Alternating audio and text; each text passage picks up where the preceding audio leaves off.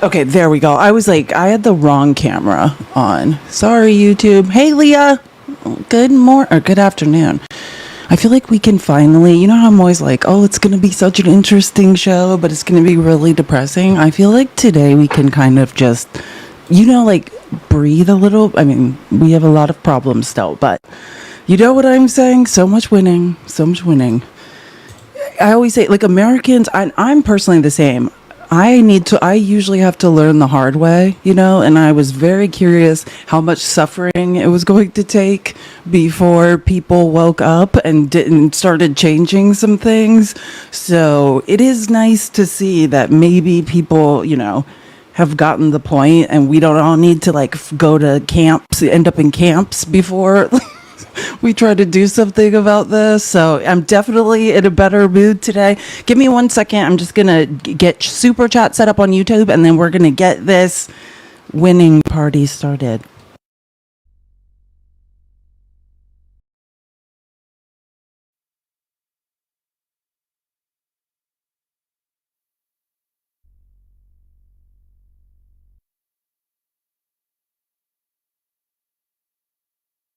Okay, there we go.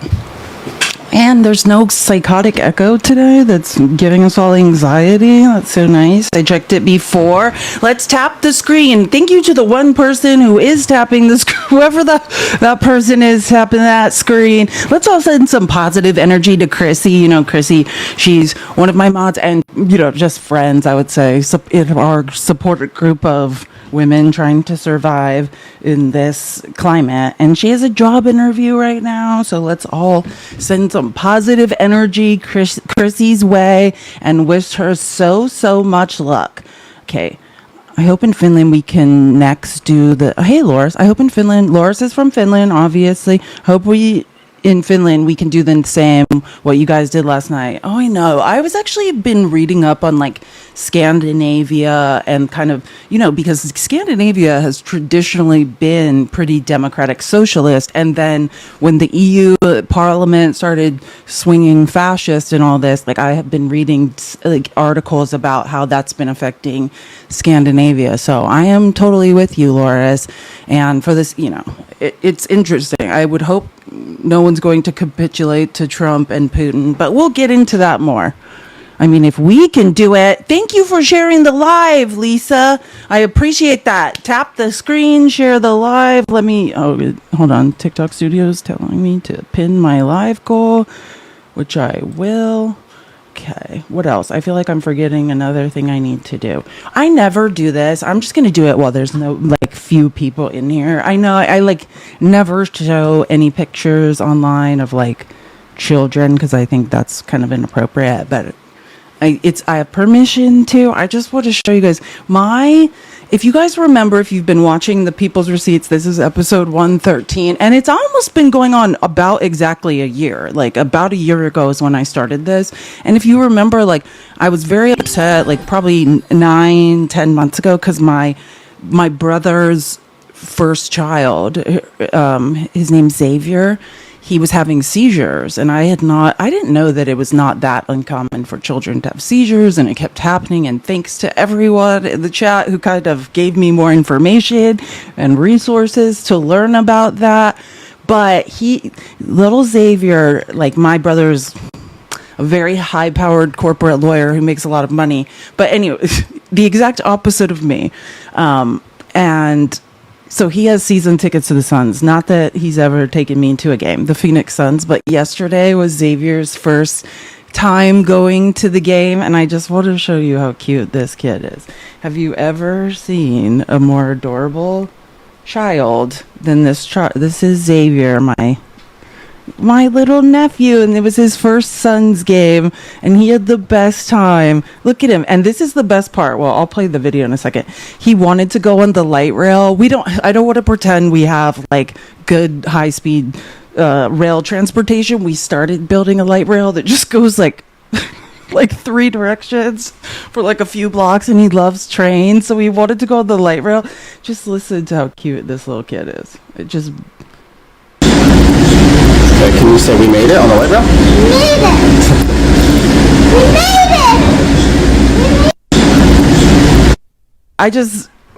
I'm not very sentimental, but I'm just saying, look at him, isn't he little guy, so cute. We've come a long way. It's just weird to see, like, when my brother and I were kids, like, we didn't even have food, let alone going to Suns games. It's like so interesting, the how one generation removed you can, just create a whole nother life. Oh, I know. I think the reason I'm so fascinated by watching my siblings raise children is because they're doing it in a really healthy way. The opposite of how we were raised. It's amazing to see. Like, at least two of my siblings are sane. You know what I mean? Oh, that's my brother too. That's the male version of me. He's gonna kill me for showing that picture, but there he is. I know, so adorable. The kid got the looks from his wife. That's why Xavier's good looking. He looks like his mom. No, I'm just kidding. Actually, he looks a lot like my brother. The giant head. I didn't know. Like, my brother was born with a head that was like. I don't think all children are like, but some babies are born with just exceptionally large heads. I know I never talk about my family, but I just thought that was so adorable. And since it's so much winning today, I just thought I would share something nice. Maybe I should start doing that on days when we're super depressed. That might be better. Before we get into all the so much winning, so what I've done for episode 113 of the People's Receipts, I have basically in real time kind of clipped and screen recorded, like, I called it like Republicans coping, like watching. My favorite thing is like watching Fox News when they have to call all these elections for the Democrats, like Hannity's, the amount of coping that I witnessed last night on Fox. I don't think it was like I was watching a comedy show. I just will never, I laughed so hard watching Hannity have to be like, and the race has been called for Mom Dummy. I'm like, I could die now. I could literally die now. What's going on here? Who's Mr. Nice Guy? Are you not being so nice? Are you bullying people? You're yawning while I'm talking about my family? Hey, again, I just want to be clear. This is not a place, for you. You can leave or you can be blocked. Or I want to say, or you can be quiet and stop bullying women in the comments. It's super weird. Go find a job. I think okay, I'll get right on that. Oh, Joel Patrick. Do we want to talk to Joel Patrick? There's 250 people. Well, let's just give him. I actually kind of have a soft spot for Joel. Joel, what are you doing? Sharpening a knife? I owe you an apology. No, God. I know this is some sort of backhanded thing. What is it? I just went to 4 Republican lives and 4 Democrat lives. Democratic lives. It's an adjective. Right, and I trolled the Republicans, and I trolled the Democrats. And there was a couple black conservatives in there, too.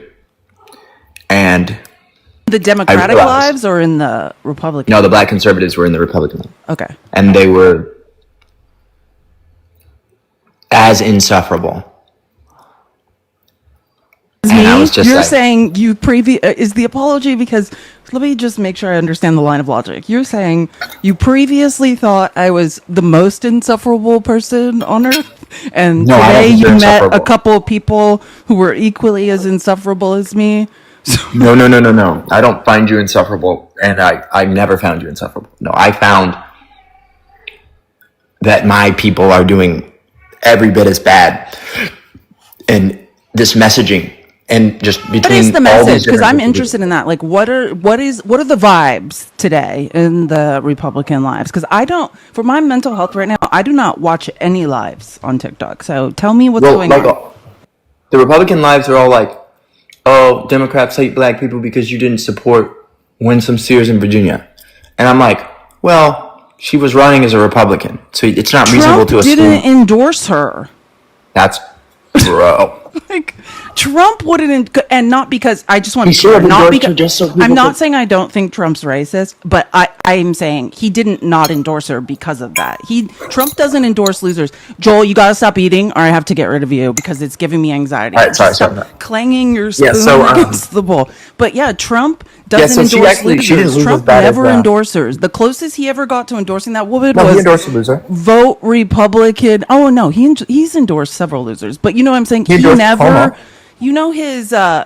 Well, yeah, but I mean that's what I'm trying to tell you, though. He never Winsome once won by a came bigger out. margin than Cuomo did. But that's my point, Joel. He mean, endorsed by Andrew smaller. Cuomo over Which is crazy. even just Curtis saying, Silla. "Hey, vote for this lady." Which, based on her comments, Joel, I don't know if you've seen. What is her name? Is it Winsome? What is her name? Winsome Sears. Winsome Sears. Yeah. Okay, there we go. He's Yeah, like I don't the know if daughter you've of a seen civil her rights activist, comments by the way. about black folks. I'm not sure. I don't think she's well. She may not be well. She may not be well. So I'm not Hopefully surprised nobody Trump goes back didn't through and endorse sees her. all the comments I've made, but Well, plus, yeah, that's true too. You also may not be well. Maybe you should go be her campaign manager. But she has said Hell some no. things that I think she's lost her way. She has lost her way. And also, it was pretty much mathematically impossible for her to win. But yeah, I have seen that narrative on X. I actually have screenshots of it. It's funny you brought it up, of how that narrative, like, you know how Obama was stumping for Abigail Spanberger, and they're basically like, Obama's a racist. Like, Obama just said, or she said, Winsome Sears said on Fox on Monday, it's so strange. Obama said, vote for black women, and then I'm a black woman. And now he's campaigning against me. It's like, you can't be this confused, lady. yeah. Well, I was just confused that people were like, "Oh, Democrats won big. We won in New York," and I was like, "Well, for some reason, none of the mainstream Democrats endorsed that guy," which is kind of weird because it seemed like he was winning for like a solid month. Which guy? And I guess Mamdani. Mr. Nice Guy, that's strike 2 for you. The third, next weird thing you say, you're getting blocked. So I'm trying to like you. I'm trying to be reasonable, but please. Sorry, yeah. No, Mom Donnie too. I said this before I ended my live yesterday, because people were starting to be like, oh, they're calling the race for this. And I was like, it is mathematically impossible, pretty much. It was. With the Mom Donnie race, he was plus 17 on Monday. And what's his name? Harry Enton, who I love the way he analyzes data. He works for CNN. He's the numbers guy. And he was saying, he looked back, I think it was like 70, almost 80 years. And the only person in the NYC mayoral race, or the only one the largest deficit to ever be overcome, I think was 11 points, which 11 is very different than 17. And same thing with Hannity. He was like, it's 1 point difference in the Mickey. Is it Mikey or Mickey, Yeah. Cheryl? Can someone tell me so I can stop saying The only way that would have been a close election is if Silla had dropped out and endorsed Cuomo. Then it would have been very close. It would have been like 50-50 split. Oh, you mean, what's his name? Curtis Silla? Curtis Silla. Well, what was Silla. what are the final, because I saw them like last night. Like, what is It was the like final? 139,000 for Silla, and it was like 400,000 for. Because when I was looking, he had like what, It was like a 7% total of a of million the people vote. I'm voted. asking for percentages. What percentage did he end up with? Oh, I don't know. A 'Cause that's significant what I'm saying. Because percentage. I'm just saying the to make- last time to I make looked sure was that around Cuomo midnight lost. last night, and even if he had dropped out, because I know about that too, and I'll get to that. I'll show you guys clips of all this. They were like, the Andrew Cuomo supporters were like they were like chanting, like, they want to go like beat him up or whatever for not dropping out of the race. But at the point they were doing all that, they still couldn't have won. Like, even if he had dropped out, Cuomo got every single one of his votes, Mamdani still would have won. But I'm saying that's why I asked you about the percentages, because I haven't. No, but haven't checked this. I want to know why the Democrats didn't support him if he seemed like he was so strong. Curtis Silla? No, He's a Republican, Mamdani. is probably why. Mamdani. Oh, okay. Well, that's a good question and something I'm going to talk about today. And this is my opinion on this, but I believe the people of America, the majority of people, I'm trying to remember the numbers, and I I think the hate. people want socialism. Wait, no, let me just. I'm trying to think. I want to make sure I get this right. Can we all keep tapping? Tap the screen. Tap, tap, tap, and everyone share the live. Tap the screen. Gift, Mr. Nice Guy. You should gift our guest. He's on your side. What is HVACing? HVAC? Joel is what is HVAC. that? Oh, you've never met HVAC? The guy? No. He's oh man, you probably know Joel. There's no way you haven't scrolled TikTok and seen him. He's like a crazy guy that fixes air conditioners, who was like this crazy MAGA guy, and then he became and then he was like, oh, I'm a Democrat now, and then like last year at the presidential election, he suddenly like switched up, and he's like, when we lost the election, he's like, I'm MAGA now. Yeah, it's just nuts. There's no one knows where he is. No, I've never. Yeah, no. So I can't I came believe on it. here and said I wasn't going to be anti-black anymore, and then I changed my mind. Oh my God, please. I'm not doing the weird color stuff with you. Wait, let me. Wait, I want to finish what did you ask? I wanted to make a point though, because you said something that actually I said that mattered. both sides are insufferable. Yeah. No, I'm Both talking sides about suffer I was talking about the actual election and about, I can't remember. You asked me something. I was going to say something about Mom Dummy. I don't Oh remember. yeah, people were acting like it was some kind of shock that Democrats won in blue cities and blue states, and I'm like, no, it's kind of like winning at home. Yeah, and so not you're home. using the Fox News line.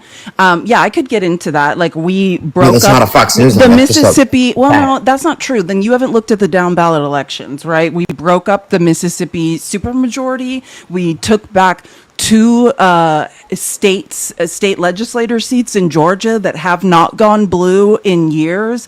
I mean, Virginia is quite literally a bellwether state. There was a Republican governor named Glenn Youngkin there who very much has been endorsed by Trump, And who was just the governor lost. before him?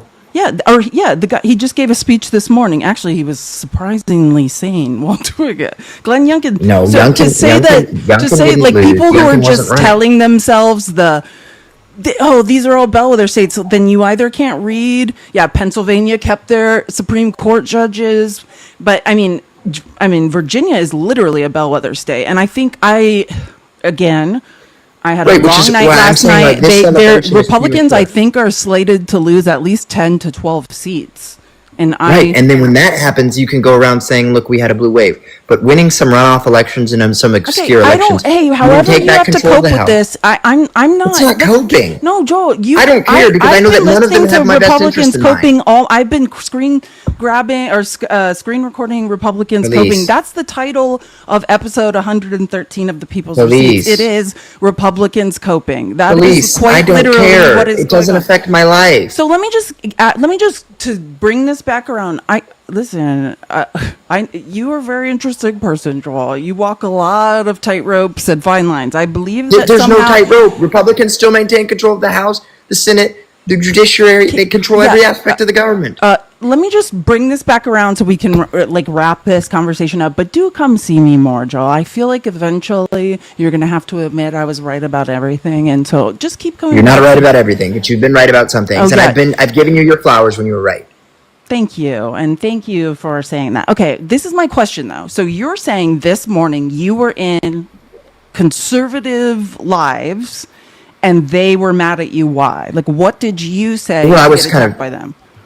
I was kind of trolling them, but I was just like, I love Always trolling questioning everyone. people. Like what? Nah, well, kind of. I love questioning people, like when they say things that are just like patentedly false. You know, somebody had mentioned the Great Replacement theory. They said that blacks and Mexicans are replacing white people in America, and I was like, and that isn't because they're coming here by design to get rid of you. It's because you guys don't have enough babies. That's a you problem. And they were like, no, that's not why it is. It's because the illegal. And I was like, 10 million people is not enough to offset 300 million people. Even if that was your argument, it's not what's happening. You guys are not having enough babies, and the only people that can fix that problem is you. Stop blaming We're people yelling of at color. white people to reproduce more this morning. Jeez. Well, no, I was yelling We at white are people in to stop gross blaming their lack population of reproducing decline. on The black majority people. of population growth in red states seem to be coming from Hispanics. That is like Texas. So it would be interesting to see. That's why I'm so interested in the redistricting in Texas. When you take Republican I voters, don't think your audience knows I'm black. if no one, just look at Joel Patrick's profile. If you don't know who he is, I mean, he's pretty famous for being annoying. No, I'm just kidding. He's Wow, definitely black. thanks. He just doesn't sound like it all the time. But then this other guy Joel was, like, is having very this black and conversation. does not like black people. And Yeah. I do like black people. Joel has like 1 million followers on YouTube, and he got them by selling, what was it? Like the do not. race card or I have like something? 10,000 on YouTube. Okay, I'm the or smallest on YouTube. Oh, I thought. I have 1 million on Instagram. I have 4 million on TikTok, and I have like 1 million on Facebook. Yeah, and you got those by basically turning against black people and selling like some sort of like No. race card thing. No, the white privilege card came way later. I got followers mostly because of I had two major takes that I had. One was on George Floyd, and then one was on... Okay, well, congratulations to you for going viral twice. But anyways, I've gone viral thousands of times. Yeah, I agree. And listen, Joel, I've had over 1 billion views online. as a multiracial person, I understand that to say a black woman so bad. No, I really don't know how I listen. But you are black. Well, that's so funny you say that, because the last time you showed up to shit on me, I told you that my father was black, and you started screaming at me that I was a liar. So, and now you're saying the opposite. No, I didn't. We've had two Joel, good conversations. Oh my God, all of our conversations are on YouTube, and I'm sure you have them recorded too. Yeah, thank you, Gums, for remembering what Joel said. No, now we were black. very nice to each other. But I just want to say, I honestly don't even. The reason I say I'm multiracial is because it's very simple. I live in a world where I witness colorism. My father is indigenous Hispanic black, so the Hispanic world is the most colorist place. Like, you are literally judged by the color of your skin. It's like a stack rank of skin colors. So it would be very foolish of me to not acknowledge the privilege I sit in. Like, you know what I'm saying? Like, yeah, but your privilege is probably more objective. No, that's what I'm saying. Probably more there phenotypically, I sit in being privilege, a woman than it is for you being a person of color. But yeah, like when I was a child going to white private Christian school, yeah, they let me know I was not white. I will never be white. Like, people told you that at white Christian school? Oh yeah, when I was in kindergarten, they're like, yeah, but weren't you're you good not at sports white. and stuff? Like, stop. Oh, of course. I was a Division I scholarship athlete, Joel. Of course. I know you were. Of course, We've had I'm this good at conversation. sports. So was I. Listen. So I would have thought they would have set aside their bullying because they wanted their school to win, but wow, kids are stupid. I was 4, Joel. We're talking about kindergarten. Oh, I thought you said in high school. Well, no, in high school I finally went to public school, but I'm saying I went K through But in 8 public school, to you were private probably pretty Christian school. popular, right? No, I experienced the most racism from rich Christian white children. I'm sorry that they treated you that way. That's yeah, not they what called Jesus me, like the word piglet, but with an N.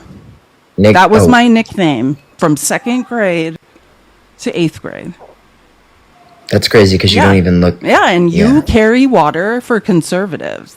Those are the people you're hanging out with. Joel. I don't carry the water. I don't know why you think that. No, and listen, if I really wanted to make money or have the most followers, I too would just become a conservative Republican. If you're a brown person who is intelligent and articulate, and you're just willing to tell a bunch of lies and spew logic that is faulty, then yeah, we could all be rich. Any brown person that is willing to be a human shield for Republican racism, you can be rich too. It's not hard. Wait, you don't think I believe the things I say? No, I sadly do. I'm not saying I don't think that. I'm saying if I was to go over there, I wouldn't believe them because I believe this stuff. You literally, your back must be exhausted from carrying water for the Conservative Party, Joel. Like, they don't want you. You know that, right? No, they do. They do. They want black people so they can say they're not racist. Does anyone hear that? That's my point. We agree. Absolutely. But it's not fair because Democrats can literally, and we've come full circle. That is exactly why they want you. Right, but Democrats can't. Look at Joel Patrick. He's a black guy. See? He's with us. We're not racist. That's Tim Scott. Oh, Byron Donalds, bless his heart, thinking that he was going to be in Trump's cabinet. Tim Scott every year thinks he's going to get picked. Byron Donalds is going to win governorship. Look at Trump's cabinet. You are never going to get picked, but you are right. I 100% agree. They do want you so that they don't look racist. So keep it up. You're doing a great job. I mean, I've already been picked millions of times. By who? The white people. Okay, Joel, I don't know. I do think that there's a therapist out there who can help you work through this. Because I'm serious. That's why Do you people are think always that like, do you think like Joel the Republicans Patrick's have the horrible. I majority? don't even think that. I think I think that there's some sort of trauma going on here from very You just early. acknowledge that there's trauma going on in your life, and that's Oh, why you have 100%. No, and I'm not saying that as an insult. 100%. Did you ever ask me where I went to high school? I've got trauma. I feel like you told me once, but I don't remember. Yeah, I got where. bullied by black kids in high school who were too stupid to understand that like intelligence is not a curse and being gifted athletically and intellectually is not something to make fun of, but they make fun of it anyway. And so then I had Well, a you're not feeling that towards smart people. though, so you must have been around. What do you mean I'm not that I'm smart? just kidding. Joel, God, calm down. Joel, I've but I do nationally think ranked we in need to chess get you since into the eighth grade. therapy. We need to get, because I get it. So you're saying you feel that you, and I get it. Listen to me. I'm multiracial. At least you're actually black. And I mean, phenotypically, like the story of biracial children's lives is, hey, you will never be white. You will never be black. My father is Hispanic, black Hispanic. So, and indigenous black Hispanic. So I'm also never going to be Hispanic enough. I'm too white. I'm definitely not indigenous enough. Like, so yeah, I totally get the So do you think your alienation hating on from Republicans came from you being bullied as a child? what? No, So you're hating on absolutely Republicans not. because I you're don't being hate. bullied I as a just want to child? be very clear. Every political view I have is fact based and data driven. I just use numbers and it tells me a story, and that's how I create my lines of logic. So, and that's how I can show up So if I told you confidently black on the people internet and disproportionately say commit things. crime, would you say that's a white supremacist And talking when the point? data tells me a different story, like I always say this to crazy MAGA people who scream at me on the internet, like when data shows that white males are being disproportionately discriminated against in the United States, I will fight for their rights. Truly, it's just right now they feel like that is happening. It is not mathematically happening, right? But do you know what is mathematically happening? What is, Joel? I'm very interested. Black people are struggling in every measurable category in the United States of America. And whenever I mention that to them, they say I'm being anti-black. And then when I give them numbers to back it up, they say I'm repeating white supremacist talking points. I don't know what category. What is your point though? Like you're using that to shit on black people? Or- No, I mean, I'm using it to say that the house is on fire. And so then I can say, hey, here's my idea to put it out. And nobody ever wants to hear my idea because they say I'm a sellout and my ideas are bad. And I'm like, hey, I've made it out. You could make it out Joel, too. you But are if you a don't want to sellout. listen. Okay. I mean, That's not what being a sellout is. I mean, Being a sellout means you changed your viewpoint. Joel, you've financially money. profited off of shitting on black But people. if you financially So, profit off of something you believe in, you're just working a job. you If believe in financially shitting profit- on black people? If you money. change what you believe in to financially profit, then you're a sellout. Like Candace Owens what is a you sellout. do. Candace Oh, Owens so is a you sellout don't because think Candace Owens believes what she says? That's interesting. I think Candace Owens changed her I viewpoint thought for you money, and were then she's the sellout. male Candace Owens. Like, if I ever hell had to no, don't ever say describe that about you me. to a person, Don't I would ever be say like, that about Joel me. Patrick is the male Candace Owens. That Don't is ever say quite that liter- about me. Well, that's how I think of you, and I think the So, rest. so Why is in she- 2018, Candace and I were competing for the same position at Turning Point USA. And See I what I'm told saying? Charlie, Male Candace Owens. I told Charlie that I didn't think Candace was genuine.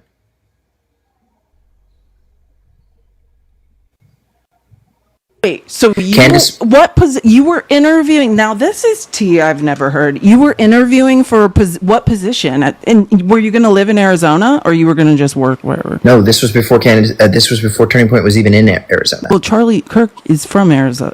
He's from. No, he's not. He's from Chicago. Okay, And well, Turning Point was since originally he's headquartered in Chicago. It was. I was with Turning Point from the very beginning. Yeah.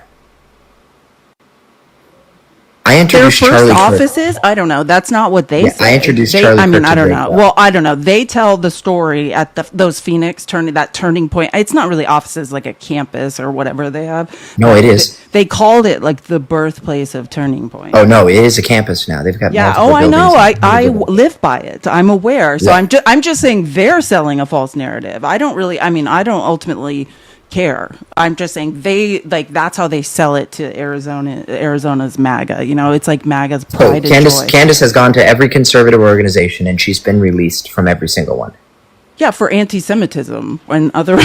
Oh, no. Let's go back to PragerU. PragerU is obviously a Jewish-run organization. Dennis Prager is a very outspoken Jewish I individual. know who Dennis Prager is. He's also a Right, creep. so she got fired from there. Then she went to he's a creep. I agree with you. But Absolutely. I think it's an honor to be fired from there.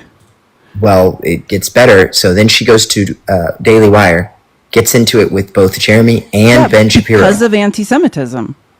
But here's the thing. How are you going to say I stand up against the Jews are doing this, that, and the other, and you had no problem taking Jewish dollars from Turning Point, no problem taking Jewish dollars from PragerU, and no problem from taking Jewish dollars from the Daily Wire? It wasn't until she married into a family that was worth over $100 billion that she changed her views and came out and was like, oh, the Jews, the Jews, the Jews. And then, to me, that's changing your beliefs for money. Because if you had a problem with the Jews from the beginning, don't go work for like 4 of their organizations. Okay, I cannot, and Joel, I want you to know something. The way you see Jewish people as homogenous, as just a group of people that all think, feel, and act the same way is the problem. I don't think of them that way. I'm just saying, Candace knew that she was working for Jewish dollars. The way you just said, No, what the she hell was are working, Jewish okay, dollars? Something I don't is know if wrong you know with this, you. but Turning Point's majority funding comes from Jewish donors. Okay, Joel, PragerU this has gotten has to a the point where same it's funding base as sickening. Turning I don't Point. like Candace Owens either, but like you are saying something anti-Semitic right now. That is anti-Semitic. That's not anti-Semitic. I don't have a problem with Jewish people or Jewish dollars or any of that. I'm What just are saying Jewish the dollars? funding of those I'm so conservative scared. organizations. Okay, Joel, I can't do it. comes from That's that just group of it's making people. me ill. I come back and see me in a few months when I forgot that you said this. Oh dear Lord, I don't. I can't. I was just getting too weird. But I feel like Joel. It's okay, Joel. I'm gonna fix you. I'm gonna change you. It's okay. You don't have to live like this anymore. We're gonna fix you. You don't have to be this guy anymore. But that's the problem. Like, it's so easy. If I was to just go over to Mac and be like, oh, I'm going to spew this now, I would be famous. I'd have money. I would be, you know what I mean? Like, I'd be, of course, I'm smarter than all of those,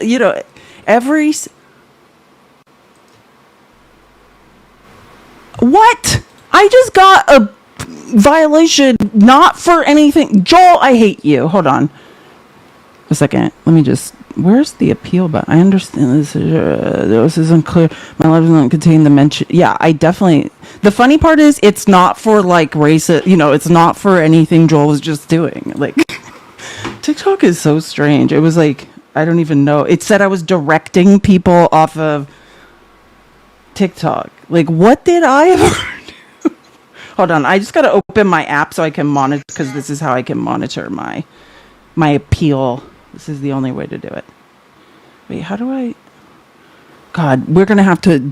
Joel's not well. It's okay, Joel. We're gonna get you some help. We're gonna find you a therapist who's gonna fix your brain. You don't have to live like this any longer. Joel's reporting the live. I know Joel's like, the whole time he was talking, he's like reporting the live. Literally. But listen, I think the reason, if anyone knows, like, people like, why do you platform? Joel's neurodivergent, like high functioning, very intelligent, autistic. And I do think that, like, we have our brains function in similar ways. Like, my therapist has told me many times to take an autism test, but I never have because they're super expensive. So I think that is why. Like, I think, there's parts of my mental health that I can, like, relate to people with. And that's, like, yeah, he's very stubborn. But anyways, don't degrade yourself to his level. It's really not about that. Like, do you guys see me debating? Remember when I used to always be debating? I really don't. It's not me degrading myself, but I do think someone needs to, like, tell Joel to stop. Like, he needs to know he needs to stop. And yeah. Anyways, but that's neither here nor there, and let's not ruin our awesome day of winning. Oh wait, I wanted to, before I get into all the fun things. So if you weren't here prior to Joel spewing some very disturbing beliefs, I was saying what we're going to do is I would if I had a title for this live, it would be like Fox News and Republicans coping. Oh, sorry. I just saw this. Ashley, you need to charge Joel for this therapy session. I think he likes you. Joel is married, I believe, to a white woman, which should shock no one.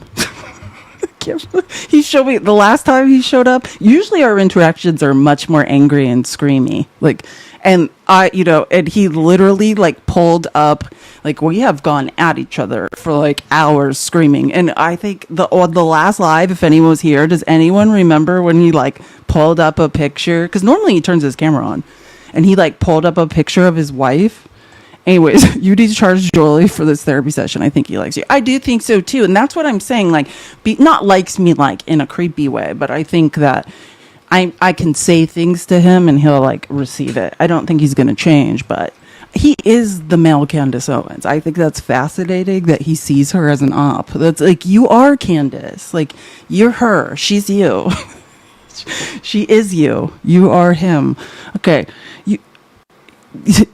Your brain is way hotter. I know, that's the other thing though, Joel. Our intellectual levels are not the same, because if you made decisions based on data, if your thoughts and facts were data driven, then we would agree on things, and we do not. So that's the only thing I do, is I don't think we have think the same way. Terrell Wolfert, thank you for the $5. Beautiful and intelligent. I'm also in Phoenix. Love your wisdom and insight. Thank you so much. Are you almost look biracial? Are you a hybrid? Because 2 hybrids in Phoenix. Anyways, you're glowing. I know it's the depression. I stayed in a dark room for 2 months. That's why I look so great, except to work out. Anyways, so today I have taken us through a chronological timeline of Republicans flipping out for the last 18 hours. It's going to be probably the most fun we've ever had on the People's Receipts. But before that, I kept telling everyone I needed to say something about Kash Patel. I don't know how many people are following how crazy he is, but before I forget, I wanted to say this on Monday, and I just need to show you guys what Kash Patel is doing.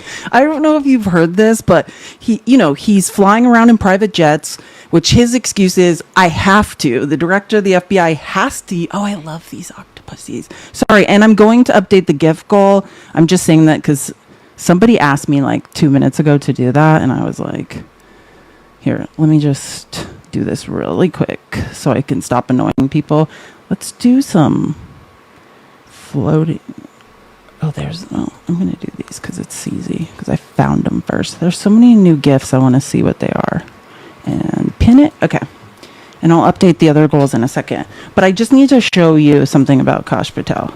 So yesterday I was telling you guys about how Kristi Noem's flying around her alleged mister. Kristi Noem's married to a person that is not Corey Lewandowski, the guy who, people keep reporting is, well, I got in trouble. Should I restart my live? I think I'm going to just restart the live really quick, because I just got in trouble and my appeal is not approved. So I'm going to keep TikTok and Twitch live. I'm literally just going to close this live off and restart because we are effed. Okay.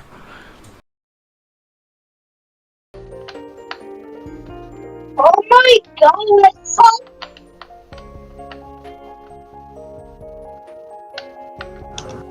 Look. I would donate for a brain rot. What would you donate? Well, for 250. God, Tommy! Spooky con.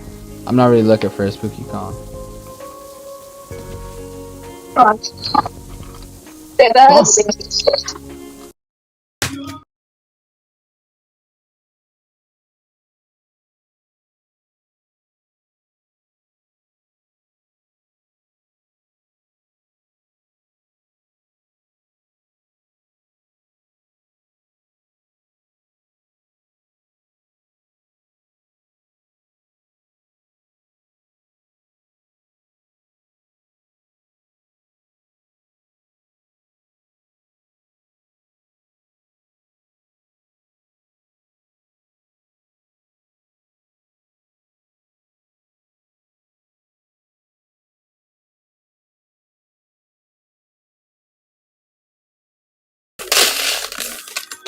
Other friends, can we?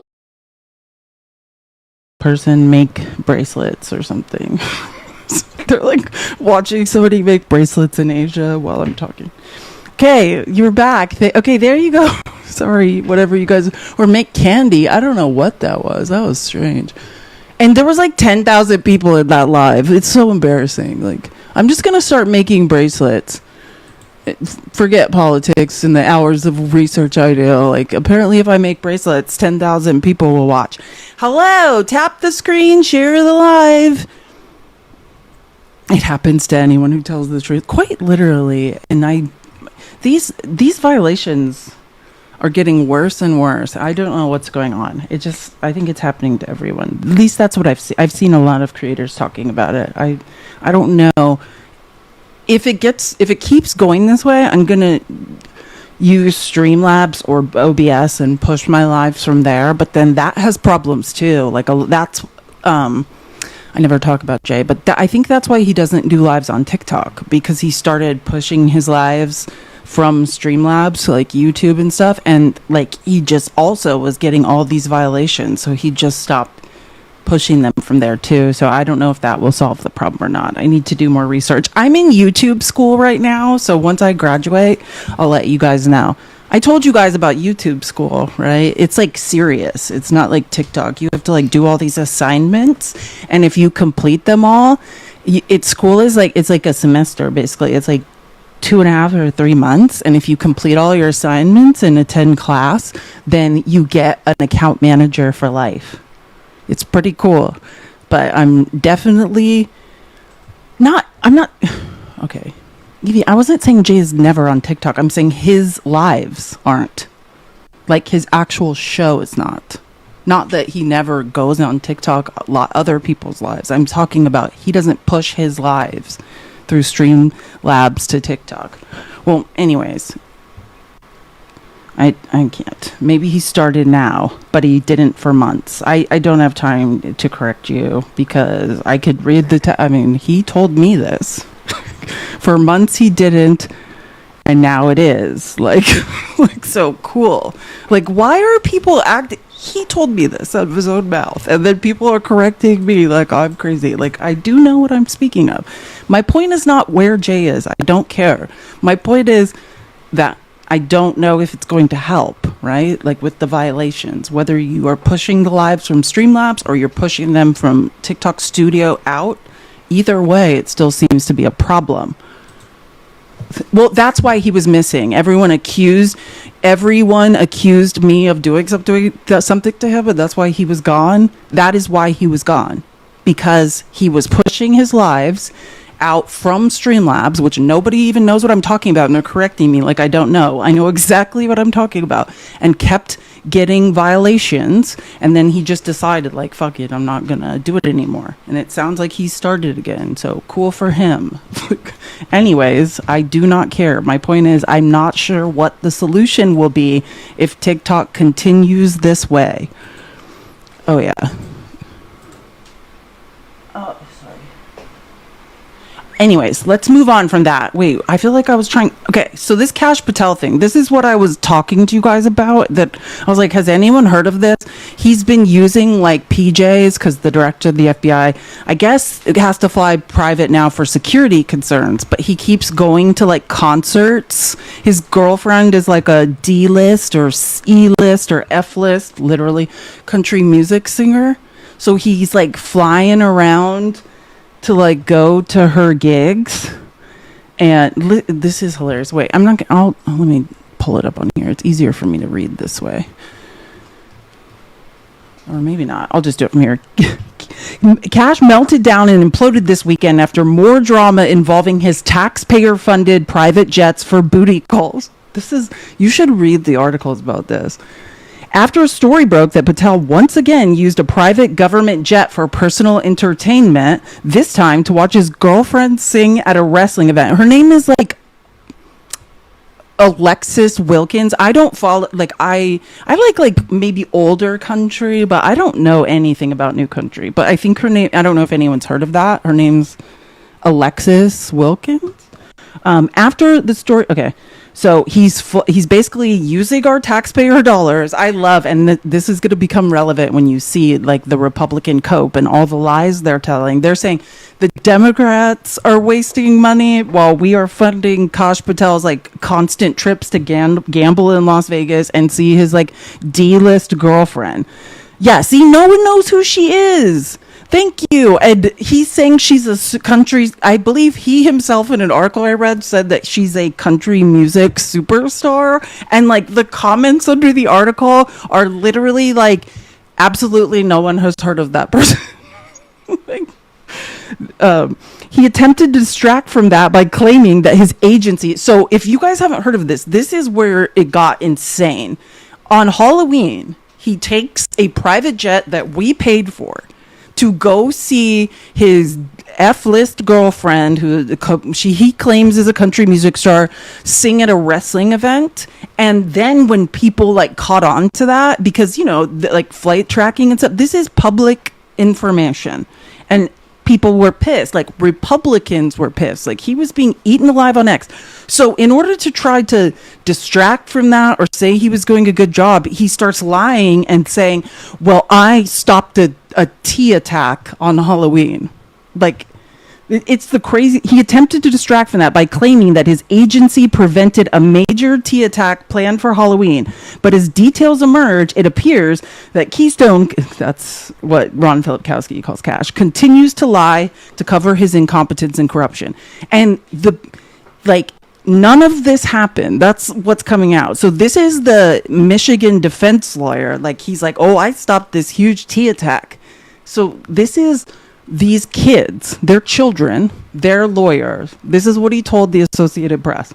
A Michigan defense lawyer is disputing FBI Director Kash Patel's allegations that his 20-year-old client and 4 other young suspects were planning to carry out a tea attack on Halloween weekend. Patel said more info would be coming soon. However, the FBI and Michigan authorities have offered few details about the case. Yeah, so, and that's because of this. The investigation involved discussion in an online chat room. It's probably Discord, that's what I'm assuming, involving at least some of the suspects who were taken into custody. The group allegedly discussed carrying out an attack around Halloween, referring to Pumpkin Day. However, lawyer Amir Macgold, who represents one of the suspects, says federal authorities haven't given him many details about the investigation, but after reviewing the matter, he concluded that no tea event was planned. He said he doesn't suspect any charges will be filed. So Kash Patel basically just pretends this is happening, slanders, and makes it so these people may not get a fair trial, in order to cover up that he's making us pay for him to go F his D-list country singer girlfriend. The investigation... Oh, wait, sorry. Yeah, here's the part. Maclid said the group were gamers, shocker, between the ages of 16 to 20, and all U.S. citizens. Quote, I don't know where this hysteria and this fear-mongering came from. If these young men were on forums that they should not have been on, or things of that nature, then we'll have to wait and see. But I don't believe that there's anything illegal about any of the activity they were doing. And this is from Bloomberg. Quote, the FBI forced out a senior official. So what happened is, and be clear, where he goes on his PJ, because of the FAA and because of public information around the government, it's publicly available information. Anybody, Guy Fawkes, I have not seen you in forever. I can't co-host with you. Do you guys remember Guy Fawkes? We used to debate and scream at each other. He wants to co-host with me. We had some terrifying fights.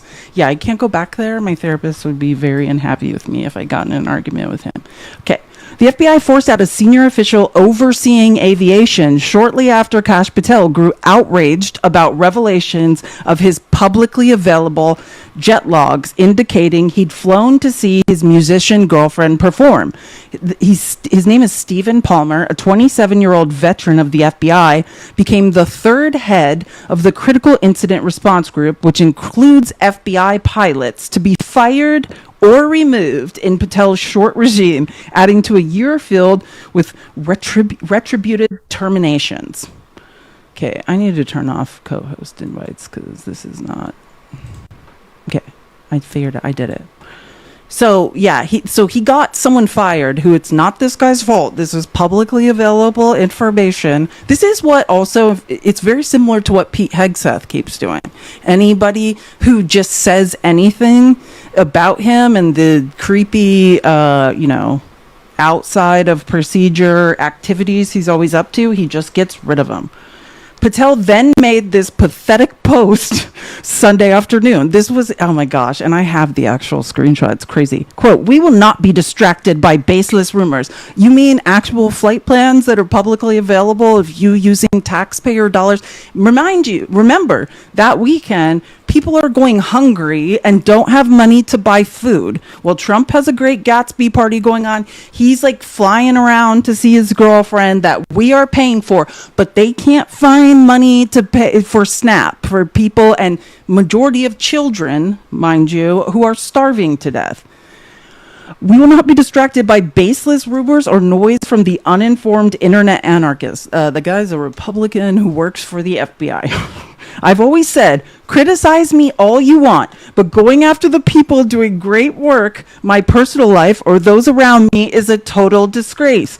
The disgustingly baseless attacks against Alexis," that's his D-list country singer that no one ever heard of, "a true patriot, and a woman I'm proud to call my partner in life, are beyond pathetic. She is a rock-solid conservative and a country music sensation who has done more for this nation than most will in 10 lifetimes." What I would like a list of what Alexis has done for this nation.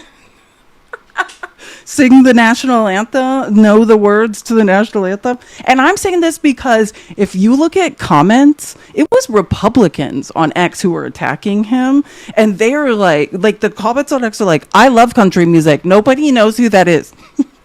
Quote, "I'm so blessed she's in my life.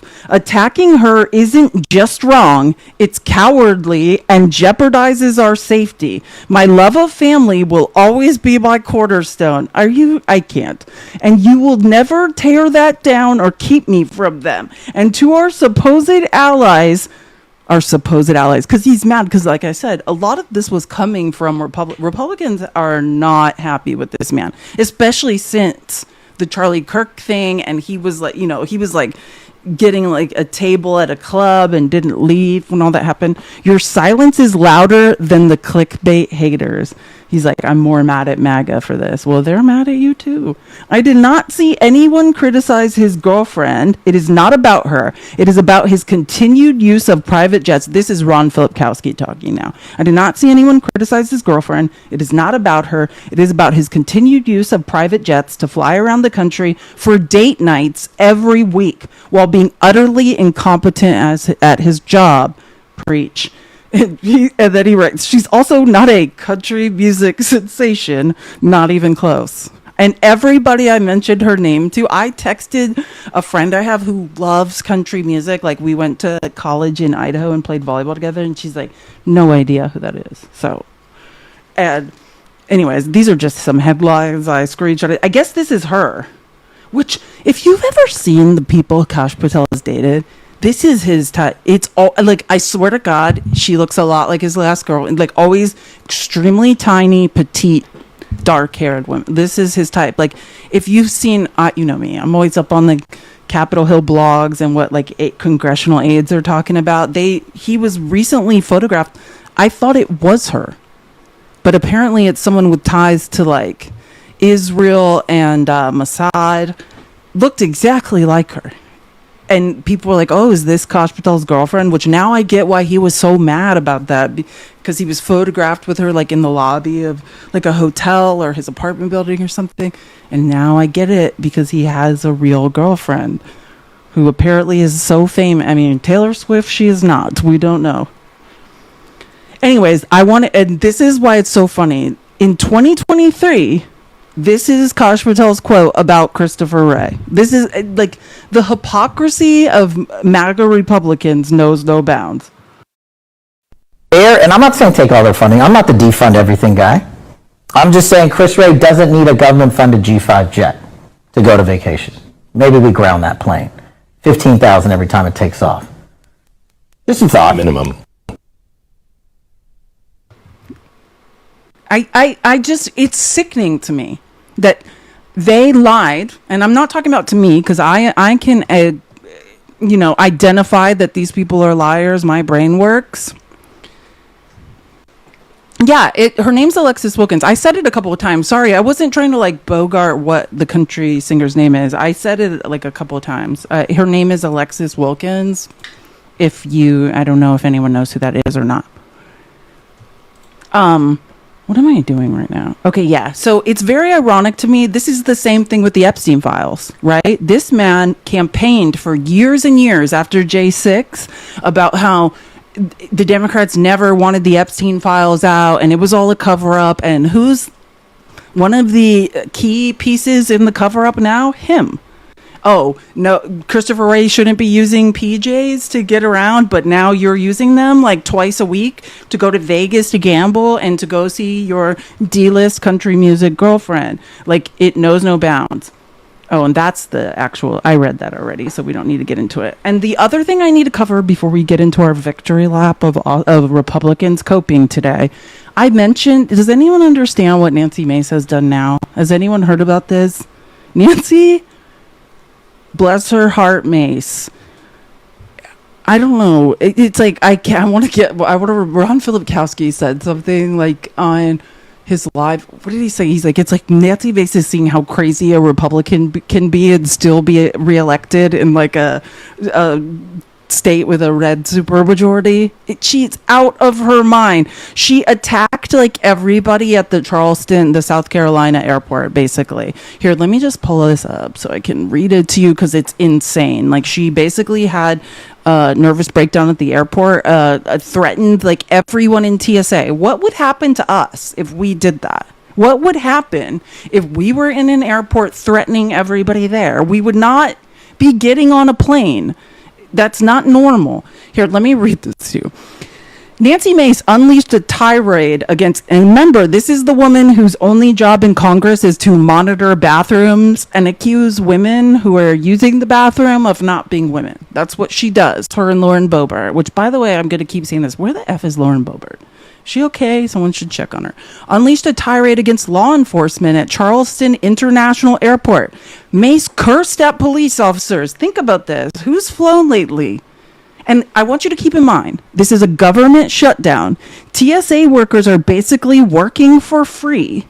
They are not getting paid. If you haven't seen what's going on in the airports, there are 6-hour lines. Like, it is ridiculous. Unleashed a tirade against law enforcement. Mace cursed at police officers, making repeated derogatory comments towards them. The report says that a TSA supervisor told officers that Mace had treated their staff similarly. So she did this to TSA, I guess, for like an hour. Just was screaming, swearing at them, calling them names, telling them they're incompetent at their jobs, and that they would be reporting to their superiors. Like, the TSA has filed a report against her, I guess, with the FAA. According to the report, officers with the Charleston Aviation Authority PD, like the airport police department, were tasked with meeting Mace at 6:30 a.m. to escort her from the curb to her flight, which is pretty standard for congressional, for people in Congress. And she told them, right? Because my father was like a lifetime skycap. I know a lot about the airport. She told them that she was going to be pulling up to the curb in a white BMW. She didn't do that. At the ticketing curb area, around 6:35, they were told she was running late. They never saw the car arrive. Shortly before 7 a.m., dispatch told the officers that Mace was at the entrance for the known crew member program. It's like the security line where if you're, a flight attendant or like, you're an employee, you get through faster. A trusted access lane with a smaller checkpoint overseen by TSA and intended for flight crew members. When officers quickly located her, the congresswoman immediately began loudly cursing, shocking, and making, too bad she didn't have that bullhorn she had when she was screaming at trans people that one day. Loudly cursing and making derogatory comments to us about the department. She repeatedly stated we were fucking incompetent and that, quote, this is no way to treat a fucking U.S. rep. She also said we would never treat Tim Scott like this. That's what and by the way, I have read several different articles and things about this. That is apparently what she kept saying. You guys won't treat, Senator Tim. If you're like, who's that? That's the black man who's a senator who got married because he thought Trump was going to pick him for VP. Or something for his cabinet, so he got fake married, in my opinion. This is my opinion, allegedly. That Tim Scott, long time.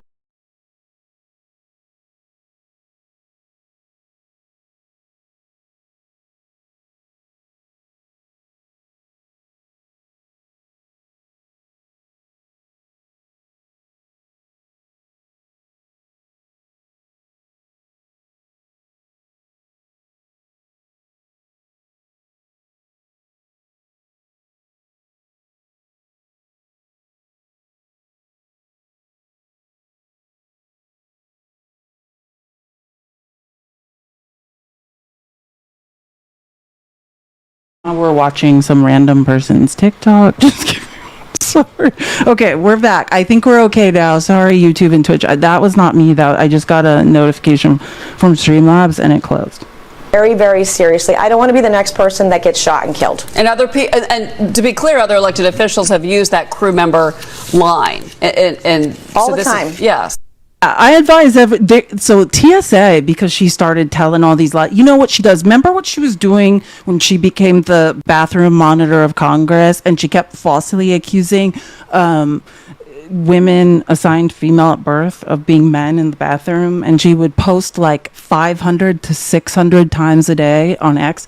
That's what she's doing now. She has posted about this hundreds of times. So TSA, if you're interested in it, go look it up. They're like, yeah, here's the video, like, proving they were at the curb and stuff. This is funny. So Rod Filipkowski responded to this, and he's like, they said she showed up late and in a different color car than they were told to expect, which is true. But regardless, that still doesn't excuse her ranting and raving profanities at them throughout the airport. TSA said she was also ranting at them. Very true. Now, here's the funniest part. You know how she was screaming at them like, you would never do this to Senator Tim Scott.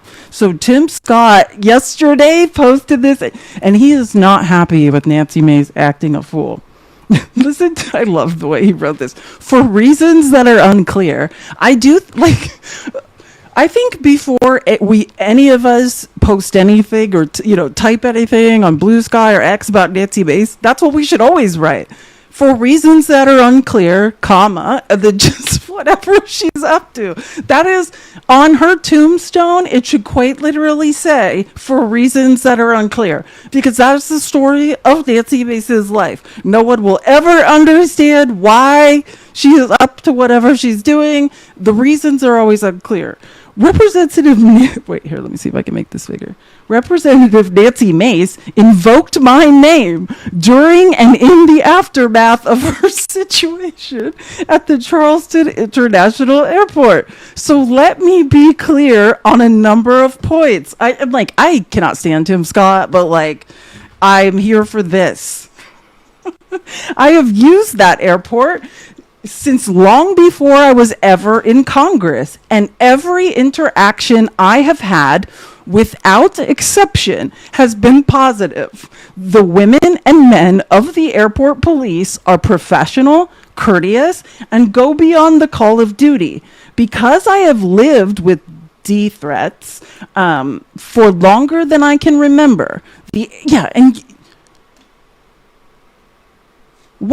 I just got another violation. I have quite literally done nothing since I restarted the live, but read. Okay, whatever. I don't know. Anyways, the airport. Let's tap the screen, share the live. Let's gift. I have no idea what I'm doing wrong. I was live for 5 hours yesterday. I did win an appeal, but I have no idea. This is so much nicer than what I was doing and saying yesterday. It's so confusing to me. Because The airport police do take extra security precautions, for which I am grateful. I follow their lead, do what they ask, and respect the many responsibilities these officers have to balance. I've gotten to know many of them personally and tried to never miss a chance to express my gratitude. Those who know me know that I do not use profanity in public or private. It is never acceptable to berate police officers, airport staff, and TSA agents who are simply doing their jobs. Nor is it becoming of a member of Congress to use such vulgar language. Well, let's collect Margarine or Lauren Bower. You got to talk to a lot of people about that then. Not only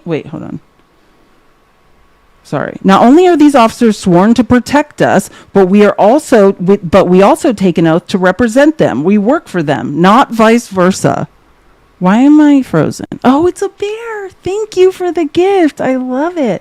For those who want to invoke my name, please have the courtesy to note my actions and how I treat police officers. So that would be he's speaking to her. How I treat police officers, TSA agents, and fellow travelers. Like, I just cannot. Like, I didn't know Tim Scott was so well spoken. And it's even longer than this. Like, I'm here for this. Like, let her know. Nancy Mace is out of control. And why I'm saying out of control is because this gets worse. So yesterday, she goes on Fox.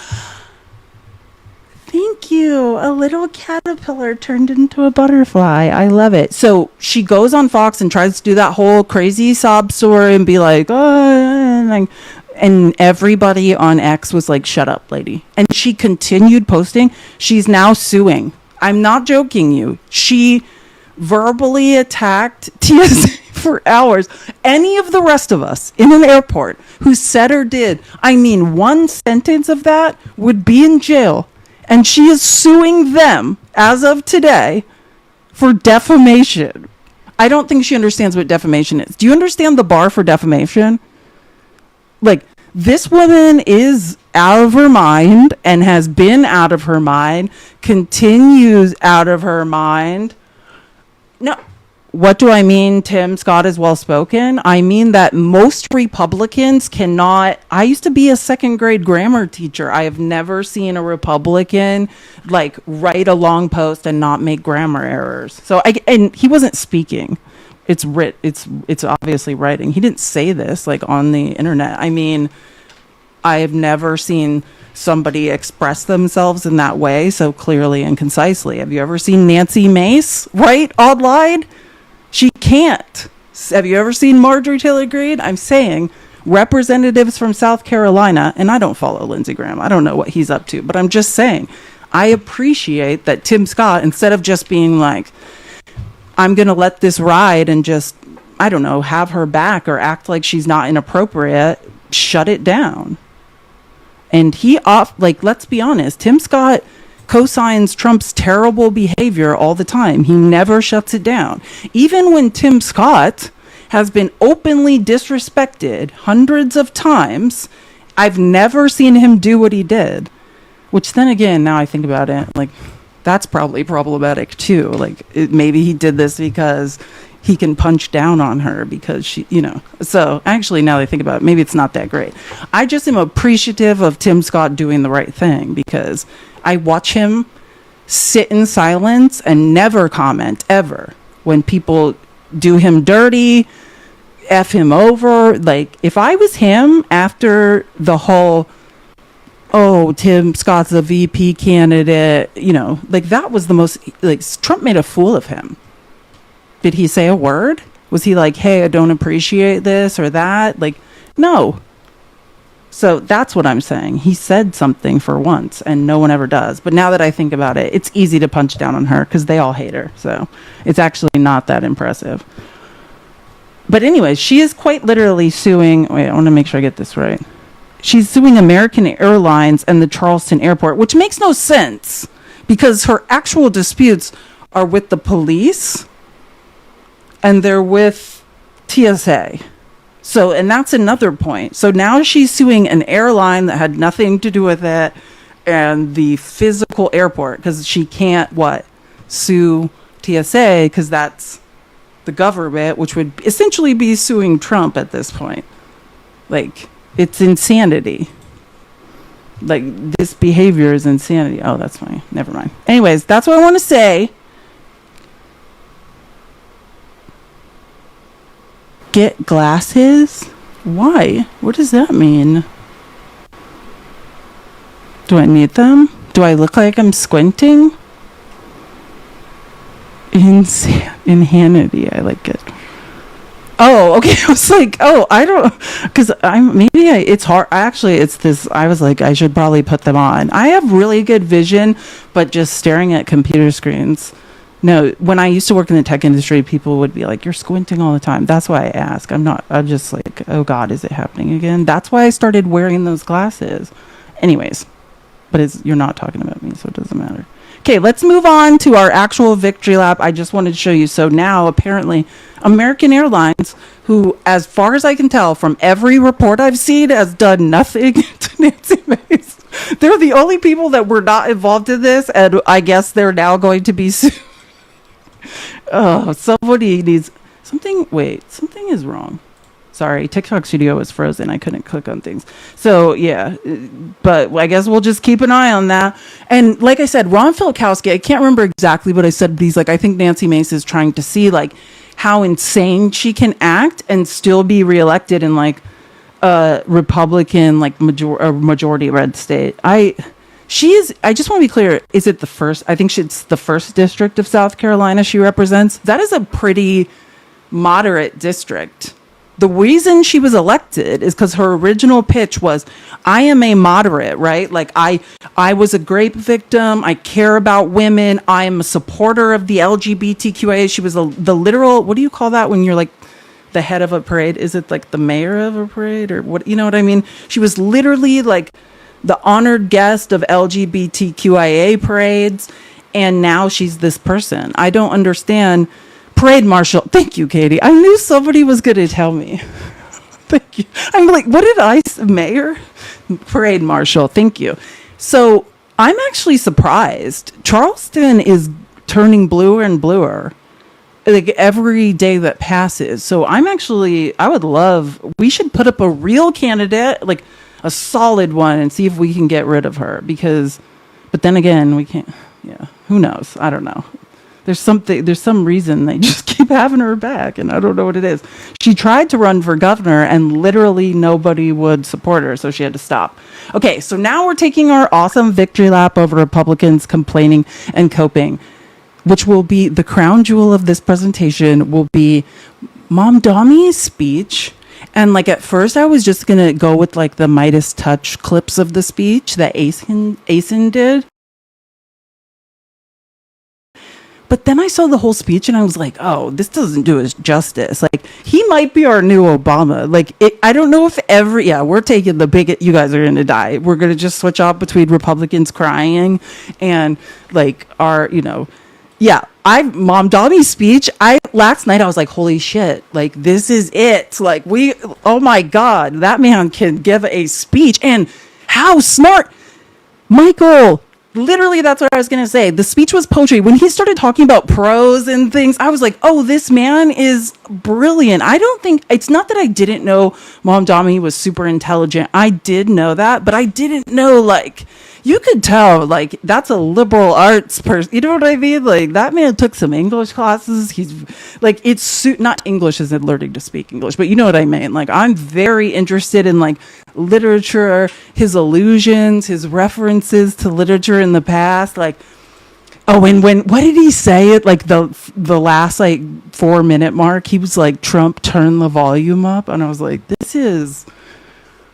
And then today, Trump basically threatened everyone in Congress. I'm telling you, this Mom Dommy thing is going to be great. But first, yesterday I was telling you guys, you know how Trump has demolished half the White House? Like, half of it is missing and it's under construction because Trump needs, like, a ballroom or whatever. And I was talking about how a lot of journalists and not just journalists, but I think it's the Senate Judiciary who's trying to subpoena and do an investigation on who the F is paying for it. Well, Richard Blumenthal was on Legal AF yesterday just being like, and now I will read the list of the people we know so far have paid for Trump's ballroom. And I was like, this is amazing. Like, every second of this is amazing. Tap the screen. Let's get to 150K. Ooh, thank you for the hearts. And I'll update everything now while we listen to this. Sorry, I don't like talking for that long.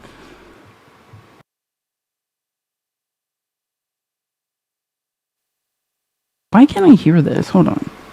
Can you guys hear this? Am I losing my... Can you guys hear this clip? Okay, because I can't. I'm like, am I losing my effing mind? Hold on one second. I was like, there's no way. Primary speaker, primary microphone. Nope. Let me just check one more thing. Let me just try a different clip, because... Is there any way possible someone could have muted this? How could this? Hold on one second.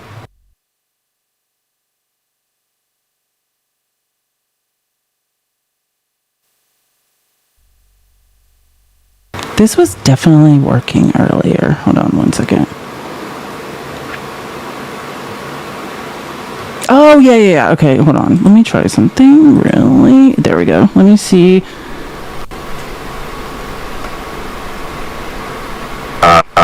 And we're going to continue finding more of the donors who evidently didn't want their names revealed. And let me name them. BlackRock. For the dining room, for the ballroom. Exactly. Shocked. It's BlackRock. Like, absolutely shocked. It's just shocking. Let's shame them now. Go ahead, Senator. BlackRock, Susquehanna International, NVIDIA, OpenAI, Vantiv, Extremity Care. Vantiv and Extremity Care are healthcare companies that have very significant interests in the Medicare and Medicaid area, where they want certain products to be covered there or other kinds of special treatment. OpenAI has very significant regulatory issues. I could go down this list, but AI is Sam Altman, right? And I mean, this is NVIDIA. Like, this is, it's sickening. You get the idea. And so we will use every possible resource to expose this corruption to the American people. We've also asked the White House for a full list of all the donors. We've had no real response yet. And we have other steps that we're planning to take.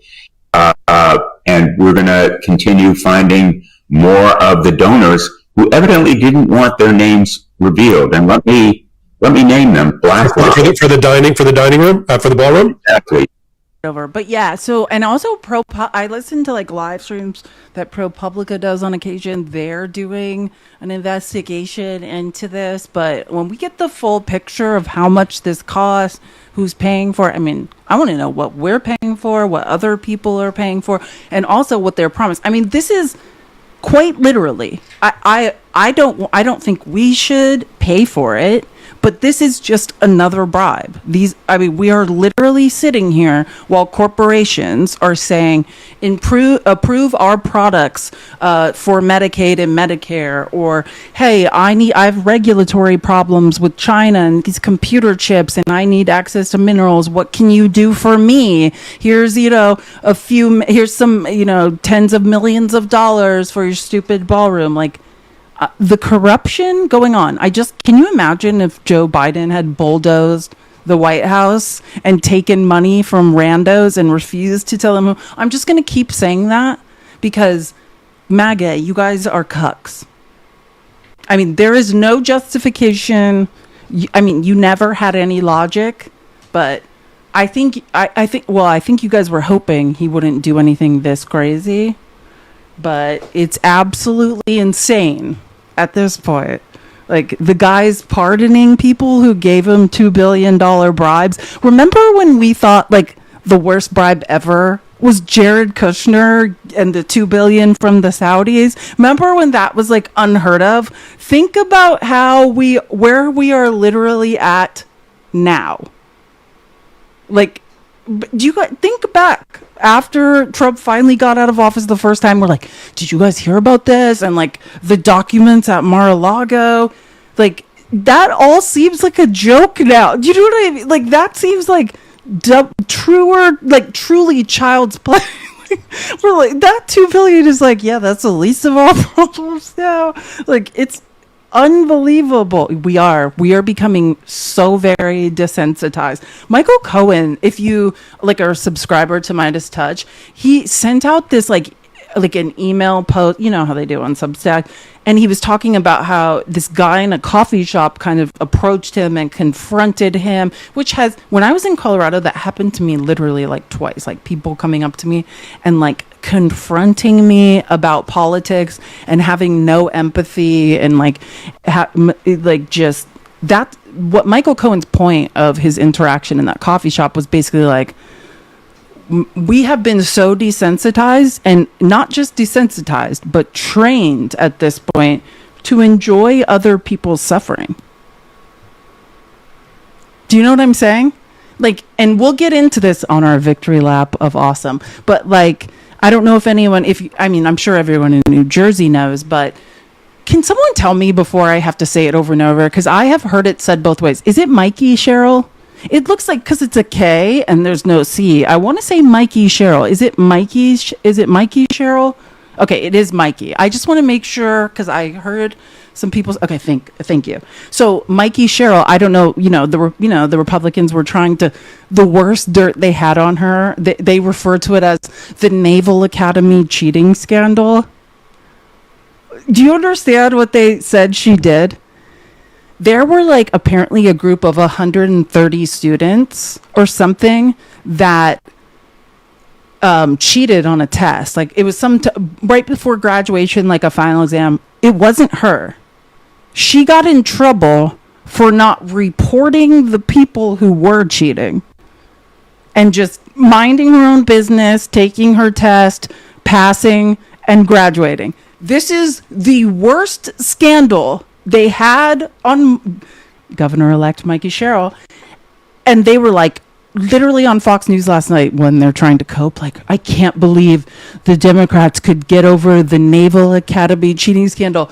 You have a man found liable of essay who has you want us, we're so desensitized now, you want us to care that she didn't turn on. Isn't that the point of the military, to not turn on the fellow people in there?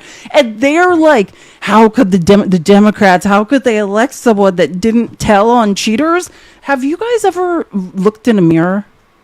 You guys are part of so much grift, so many lies, so many scandals, and you're telling us that she's not qualified because she did not cheat and took her test and graduated, and she didn't turn other people in for cheating? I just can't, like, the bar is in hell. Oh, and so since we're going to start our victory lap, I just thought this was amazing, which I'm probably going to get a copyright violation on YouTube, but I'll edit it out later. This is if you want to follow him, it's at NYCMC, which I assume, because I used to watch the men's choir in San Francisco, I assume it's the New York City men's choir. New York has so much good energy. Can I just point out, has New York City ever let us down in holding Trump accountable? Like, do you know what I'm saying? New York City has no fear and has continued to have a record of never losing when it comes to holding Donald Trump accountable. And every second of it, I will always be here for. I will never forget that energy when outside the courthouse when Trump was being tried. And every person's like, I've quit my job to stand out here and troll him.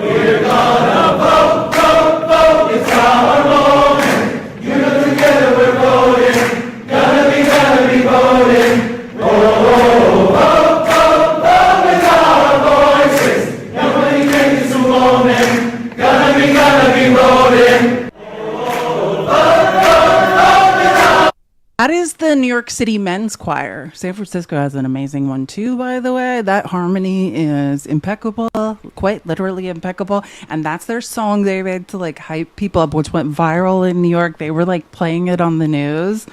I love that. I don't know. I just love the New York energy. Like, I'll say this. New York is, I am not in New York. I don't know. Different New Yorkers have different standards. You have to live in New York City for 10 years. I think that's what someone told me in the New York office when I worked in advertising and I had to live there for a couple months. And I was like, well, I've lived here for like a couple months. And they're like, shut up. You have to live here for 10 years before you could say that you even live here. And I was like, that's fair. Where can I find that video? Are you in the Discord? Because let me get into my outline and I can post it in the Discord. Or actually, let me just look really quick. Because I know I love it, especially if you're into music. I was a choir girl myself, alto. So I'm looking at the wrong outline. That's what that was. Here we go. New York. Here we go. Yep. Oh, and I love this account. I'll tell you what account it is because she's literally the most amazing account. It's actually, give me 1 second. I'm just going to show you guys. And that way everyone can just find it because it's super easy to find. Let me just pull up my outline, my written outline, and I'll just show you her account. Oh, wait, no, I have it in the screenshot. Hold on. I don't even need to go that far. Give me 1 sec. Yeah, here we go. This woman posts the best videos. I'm assuming she has a Blue Sky account. Midas_Charisse Lee.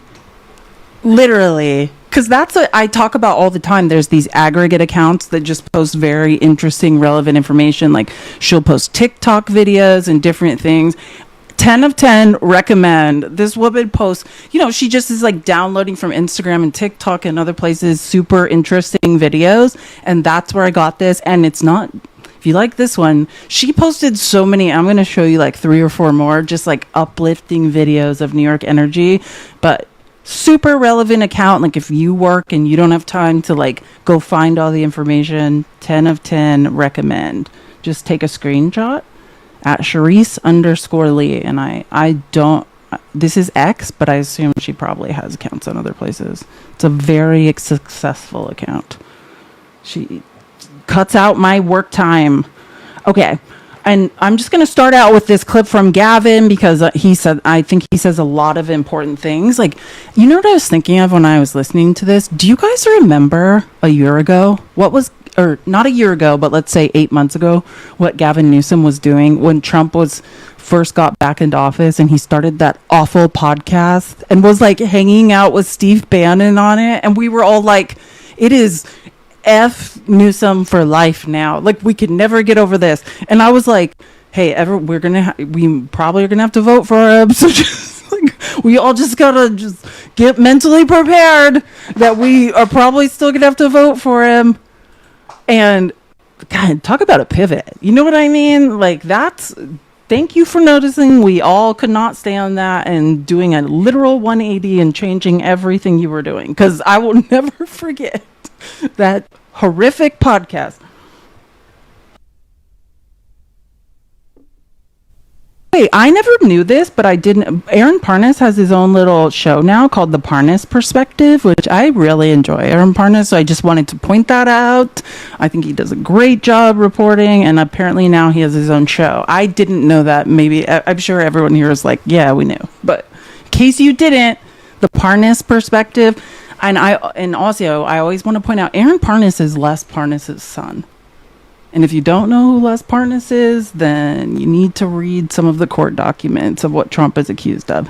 Les Parnas is the man that was sent with Rudy Giuliani to go find dirt on Joe Biden to Ukraine.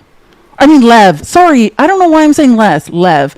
And Rachel Maddow, if you want to learn who Aaron Parnas' son is, father is, and how important he is, Rachel Maddow made a documentary about him. That's how important it is. Like, what is it called? It's like To Lev with Love. It's like a play off of like a I know. I didn't know that was his son either. Someone had to finally tell me. I literally did not know for like until probably 6 months ago that Aaron Parnas was Lev Parnas's son. Yeah, I don't know. And maybe someone who told From Russia with Lev. Yes, I knew it was a play off a 007 movie.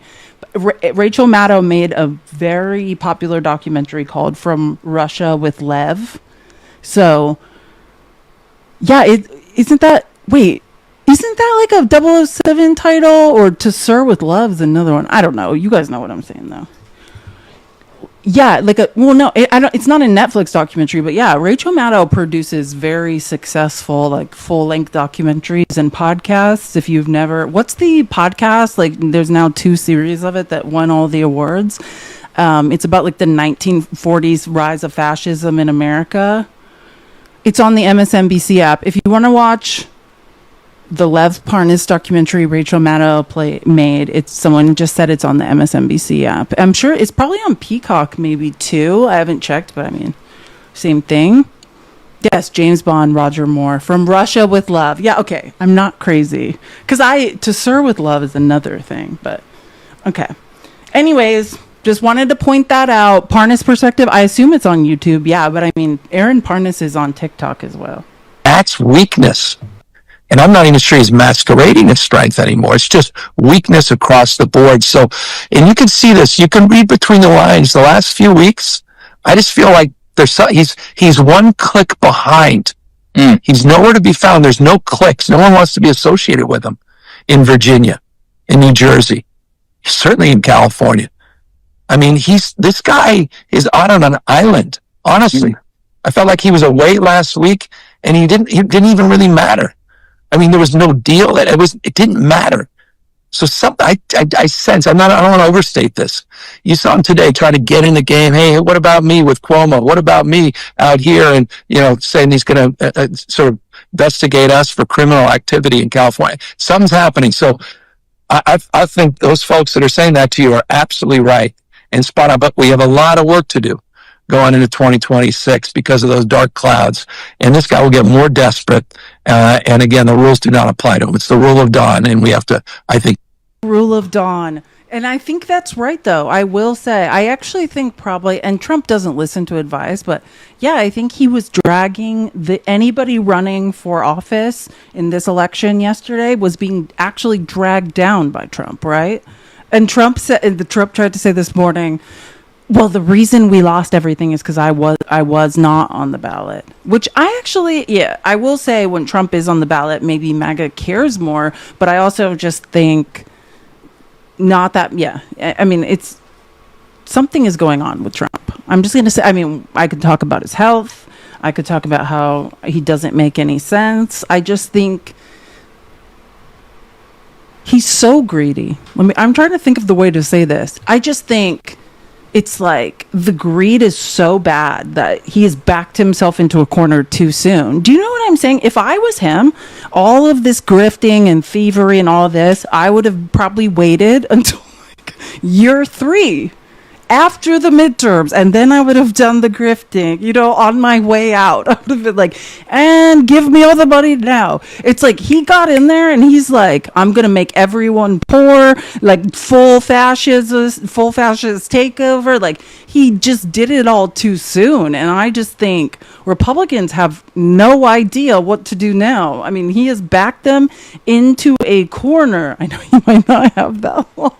Exactly. Yeah, the time is probably now for Trump. Agreed. But yeah, I'm just saying, he seems Subic, he's not imminently no longer going to be with us, which if that's the case, what do you need it anyways for? But all of this stuff, the revenge, I'm not going to get into this now. I might talk about it tomorrow. Oh, and by the way, tomorrow, so today, and I have not got to listen to all of it, and I need to sort through it because, our Solicitor General's voice sounds a lot like RFK, so I need to decide what's appropriate to listen to. But the Supreme Court oral arguments happened today, and Trump has been threatening the Supreme Court now, and basically saying if my tariff power is taken away, America's going to hell, all of this stuff. He said he was going to go sit in the oral arguments and stare at the Supreme Court to keep an eye on them and make sure they did the right thing. And I guess they had to convince him he should not go try to do that. Like, oral arguments are closed. Like, they're not even on camera. Like, you can hear audio, but you can't see anyone. And so, and this lawsuit, the final tariff lawsuit that the conservative, shady Supreme Court finally heard, is brought by conservative business owners whose businesses have been irreparably harmed from Trump's psychotic tariff policy. So I also think if there's any chance that he gets ruled against, and that's what we're going to cover tomorrow. I have a lot of the clips put together. I just got to sift through them and make sense of them in a way that won't put us all to sleep. So we'll talk about that tomorrow. But yeah, I think Trump is absolutely losing it. I just love, like, every moment where Fox News had to announce a Democrat won. And they're like, oh, these are all blue states. No, Glenn Youngkin is a Republican that has been driving conservative agenda in Virginia, and now a Democrat and a woman at that, Abigail Spanberger, is going to be governor. I just love when Republicans on Fox have to announce that they lost. And really, we have to interrupt, guys. We have a Fox News alert. The Fox News decision desk can now project that Democrat Abigail Spanberger will become the next governor of Virginia. The former House rep will be the first ever woman to lead the Commonwealth. It's a one-term governorship, as everyone knows. She once served as a CIA officer, and she defeats Republican Lieutenant Governor Winsome Earl Sears. Doug Schoen, this was predicted. Maybe it turns out.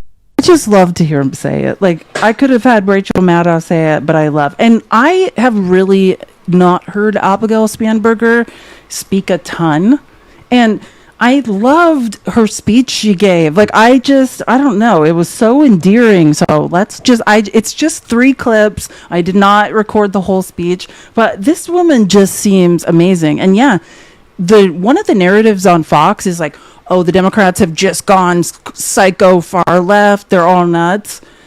Mikey Sherrill and Abigail Spanberger are very moderate Democrats who are from the literal intelligence community and military. Like, these are the most moderate of all moderates. Like, she is literally CIA. You know what I mean? To say that this person is a far left, like, operative is delusional. This woman was part of the CIA.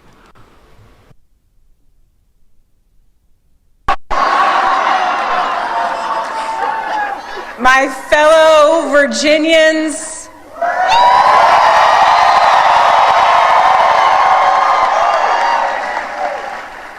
tonight we sent a message.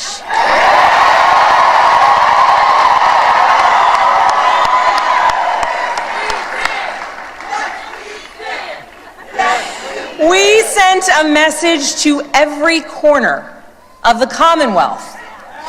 A message to our neighbors and our fellow Americans across the country. We sent a message to the whole world that in 2025, Virginia chose pragmatism over partisanship. We chose our Commonwealth over chaos.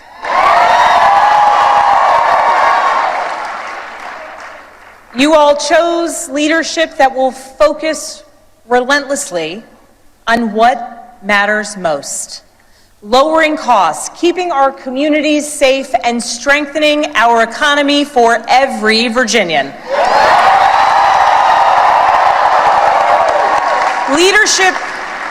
Leadership that will focus on problem solving, not stoking division. We chose leadership that will always put Virginia first. And Virginia, I cannot wait to get to work for you. I And I just find this woman so charming. I just want to show 2 more clips because I just was like, I just find her very intelligent, very interesting, and like, I'm not usually like someone that looks, I don't know, I'm trying to figure out the right way to say this. Like, you guys know, I come from a very messed up family. Like, my mother is a malignant narcissist. So I just find it like very endearing as well, the way she interacts with her children and family. Maybe because I want her to, maybe she can be my mom. Remember when I met Tim Walz and wore that hat? I was like, maybe Tim Walz can be my dad. I feel like I'm having a similar experience with her.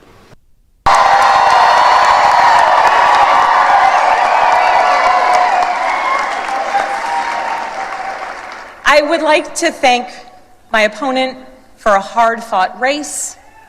The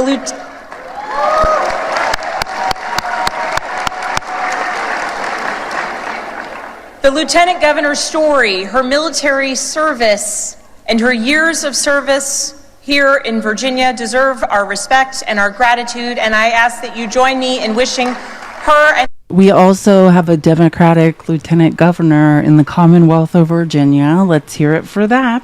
her family well.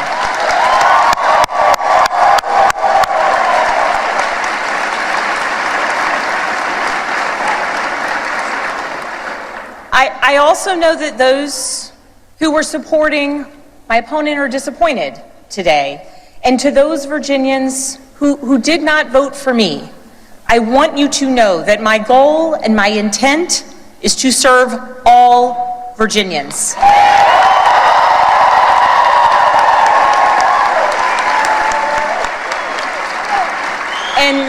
And that means that I will listen to you, I will work for you and with you.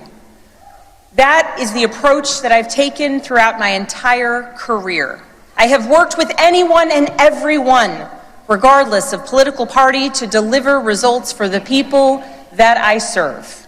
And that's because I believe in this idea that there is so much more that unites us as Virginians and as Americans than divides us.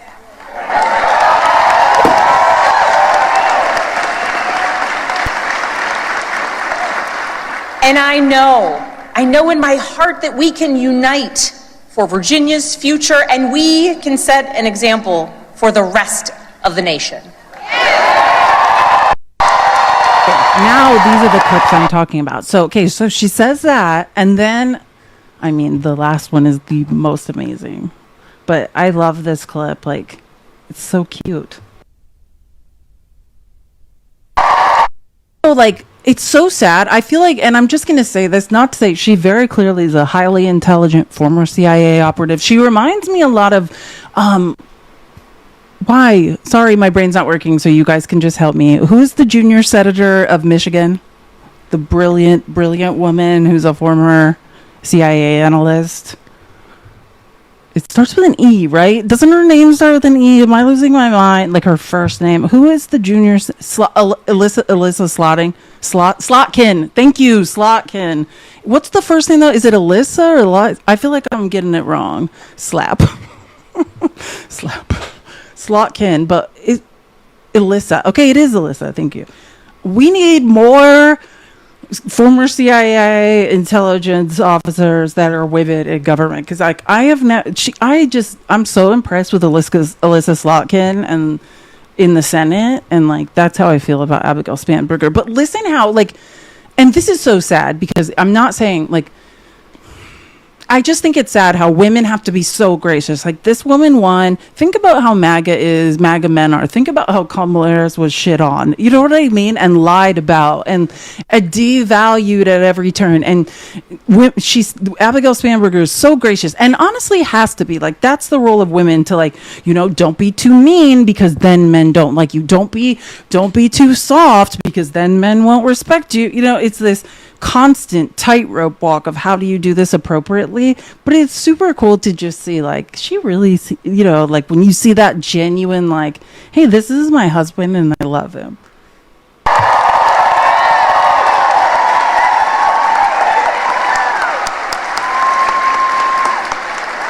Thank you for giving everything everything to this campaign and then some. And thank you to my family.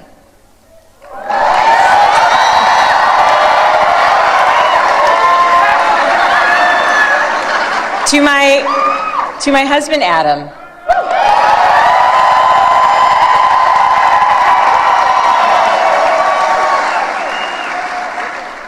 My partner in everything, I love you with my whole heart. I am grateful for you. And it is very strange to declare my love for you in front of millions of people. And here's the best part. Like, can I just, like, and again, this is probably because, like, my whole life I've wanted a mother who loves and accepts me. So I think that's what's happening here. But watch this moment between Abigail Spanberg and her daughter. I think this was my favorite part of the whole thing.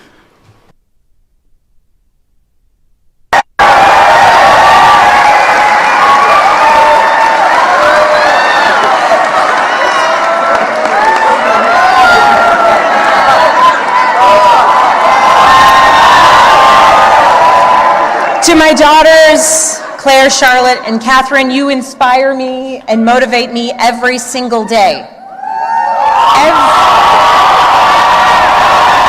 Things my mother would never say. Imagine Trump. Think about how Trump treats his children. Like, the only thing Trump ever says about his kids is that he's very disappointed. Like, if you are the child of an actual narcissist, not what you suspect as a narcissist, but someone with that empathy, moments like these never come for you. Everything I do to build a better future for you and for all of Virginia's children, and I am so proud of you every single day. I am lucky to be your mother. And Catherine, you did not clean your room today as you promised me. I'm working on it! She's working on it. If I was working on it, we wouldn't have won this election, okay? I might move to Virginia isn't that so cute? Like, it's just, we need as Americans to remember that there are good people who just have families, who like love their kid. Do you know what I'm saying? Like, we are in such, don't you love that? I know it's such a small thing, but to me, I was like, God, okay, this woman loves her children, which I know, like, most of you are like, I'm a mom, I love my kids. Well, some of us never experienced that moment. My mom would never say that. She'd be like, and Felice, your disappointment, second only to my biggest disappointment, which is your sister, Mia. Like, literally, that is how it would go. Oh, now let's get into some Republican cope. Sorry, I'm not going to cry. I just think it's nice. Like, that's how I felt when I saw Tim Walz treat his children, like with respect and love. I was like, oh, are we doing that? People love and respect their children? Like, what is going on? Anyways, let's get into some I loved Fox News was amazing last night.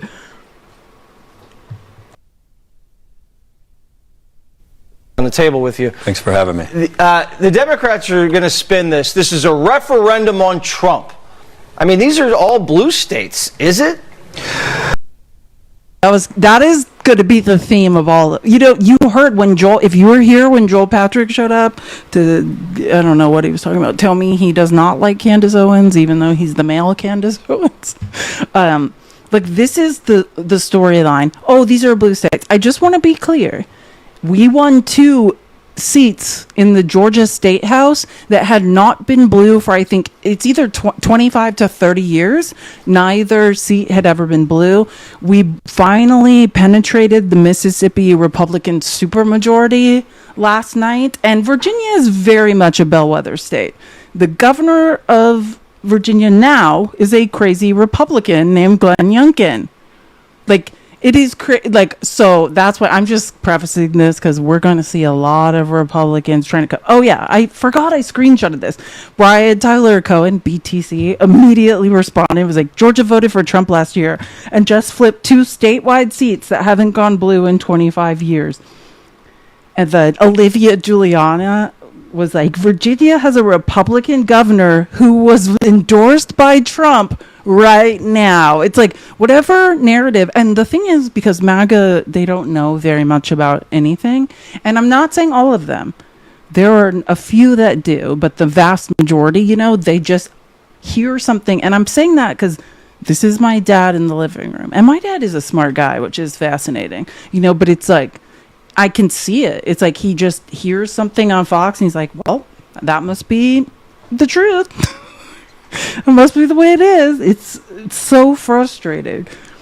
Oh, and I don't know James Singer, but I'm following him, so I can't remember who he is to tell you guys. But Republicans dismiss voters at their own peril. Also, Georgia says good evening. Yeah, in upset, Democrats win. In PSC races that could affect Georgia power bills. And yeah, I know I remember why I did this, because that's their names. Democrats Alicia Johnson and Peter Hubbard dealt the GOP a significant blow, prying statewide seats away from Republican incumbents. Like, this is just the warning shot. And again, it's not necessarily, you know, history doesn't repeat, but it informs the present. And I'm trying to remember, I want to say this exact thing happened. Oh no. Was it I think in 2018, before Joe Biden was elected, essentially. Like with Virginia, yeah. Or I can't, sorry. I should have screenshotted it. I need to do more research. Oh, and you guys, no one's reporting on this, and this is the best part. Rachel Maddow, like, so they're like, oh, all high on Abigail Spanberger wins, and Rachel Maddow, you guys, Couch Boy has a brother. Couch Boy has a half brother who ran for Cincinnati mayor last night and lost. New York City. I'll tell you as we are going to break, we do have a call in the Cincinnati mayor's race, in case anybody has been waiting for that. Aftab Pureval is the very charismatic incumbent mayor of Cincinnati, Ohio. To pause on his face, though. Can we just take a look at Couch Boy's half brother? I cannot. Let's all just remember this face for all time. Yeah, couches everywhere said, not today. Not today. We won't let another one disrespect us. I'm sorry. When I saw his face, I was like, oh no. Like, absolutely not. And here's the thing. This is very indicative of, like, even what will happen in the Senate, right? Like Sherrod Brown. I don't know if you're outside of Ohio. I don't know how familiar people are with Sherrod Brown. He is a brilliant man who should be a senator from Ohio right now, and lost narrowly. Like, there's so many good we can do this, and I'll get into the math of that later, but I just want everyone to know Couch Boy's half brother tried to be the Cincinnati mayor and was defeated bigly. As someone, thank you. Bigly, he lost bigly, and I will never get over this photo. This looks like a mugshot. Does this not look like his mugshot when he got caught with like a dime bag? Like, is it just me, or is this man okay? Who said that? Oh, someone loves Sherrod Brown. Love Sherrod Brown. If you do not, we are going to get him in the Senate if it is the last thing we do. And that's the thing about Ohioans. Is that what you got? Ohioans? Like, stop going against your best interests. Sherrod Brown is literally one of the most brilliant people I've ever heard speak. Ohioans. There we go. Thank you. Okay, Ohioans. That's like Phoenix. We're Phoenicians. Okay.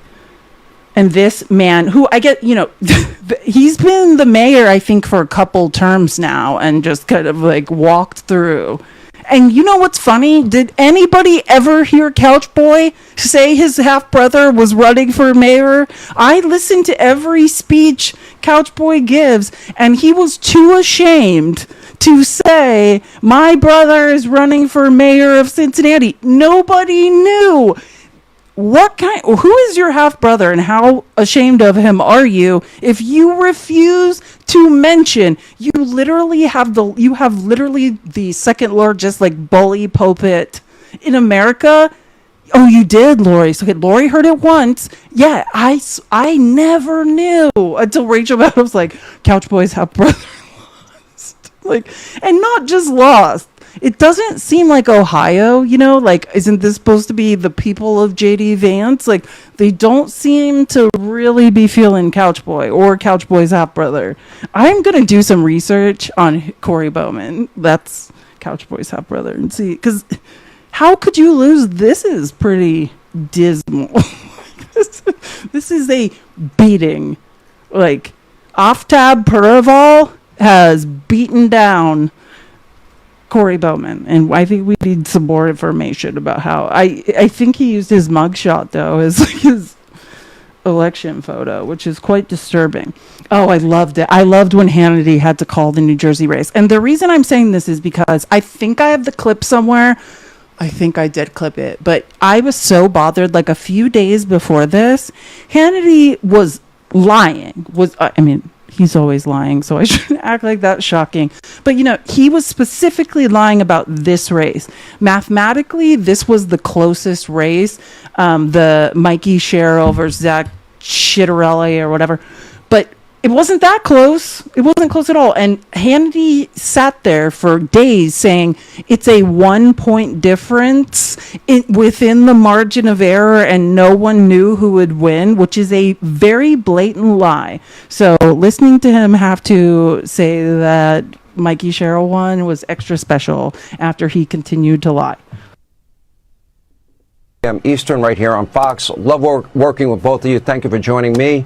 All right, we are ready. Projection time. The Fox News Decision Desk can now project that Congresswoman Mikey Sherrill will, in fact, become the next Democratic governor of New Jersey. Now, Sherrill defeats Republican Jack Chitterelli, whom President Trump endorsed in May. The GOP had hoped that Chitterelli could deliver an upset after a very close loss 4 years ago. We're going to bring back Brett and Martha to get reaction to the Eastern right here on Fox. That's the thing. Even the polls that had it like 6-7 points were like, that was the beating of all beatings. And he continued to lie about that beating. And here's the thing about the Naval Academy scandal, right? Which, again, I just want to remind you was 130 people in the Naval Academy cheated on a test right before graduation. Not her. They're like, she didn't tell on the cheaters.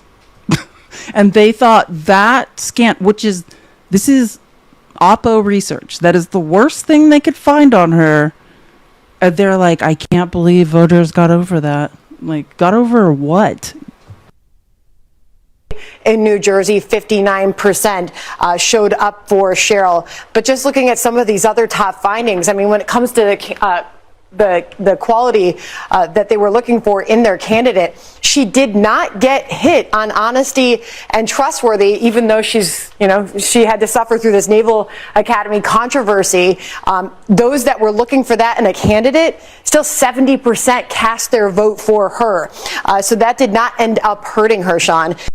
In New Jersey, 59%. Can you imagine saying with a straight face that this woman's not honest while saying that, implying that Republicans are, while you're sitting on Fox Entertainment pathologically lying 24 hours a day, and then you imply, yes, as a MAGA, saying that she has a problem with the truth?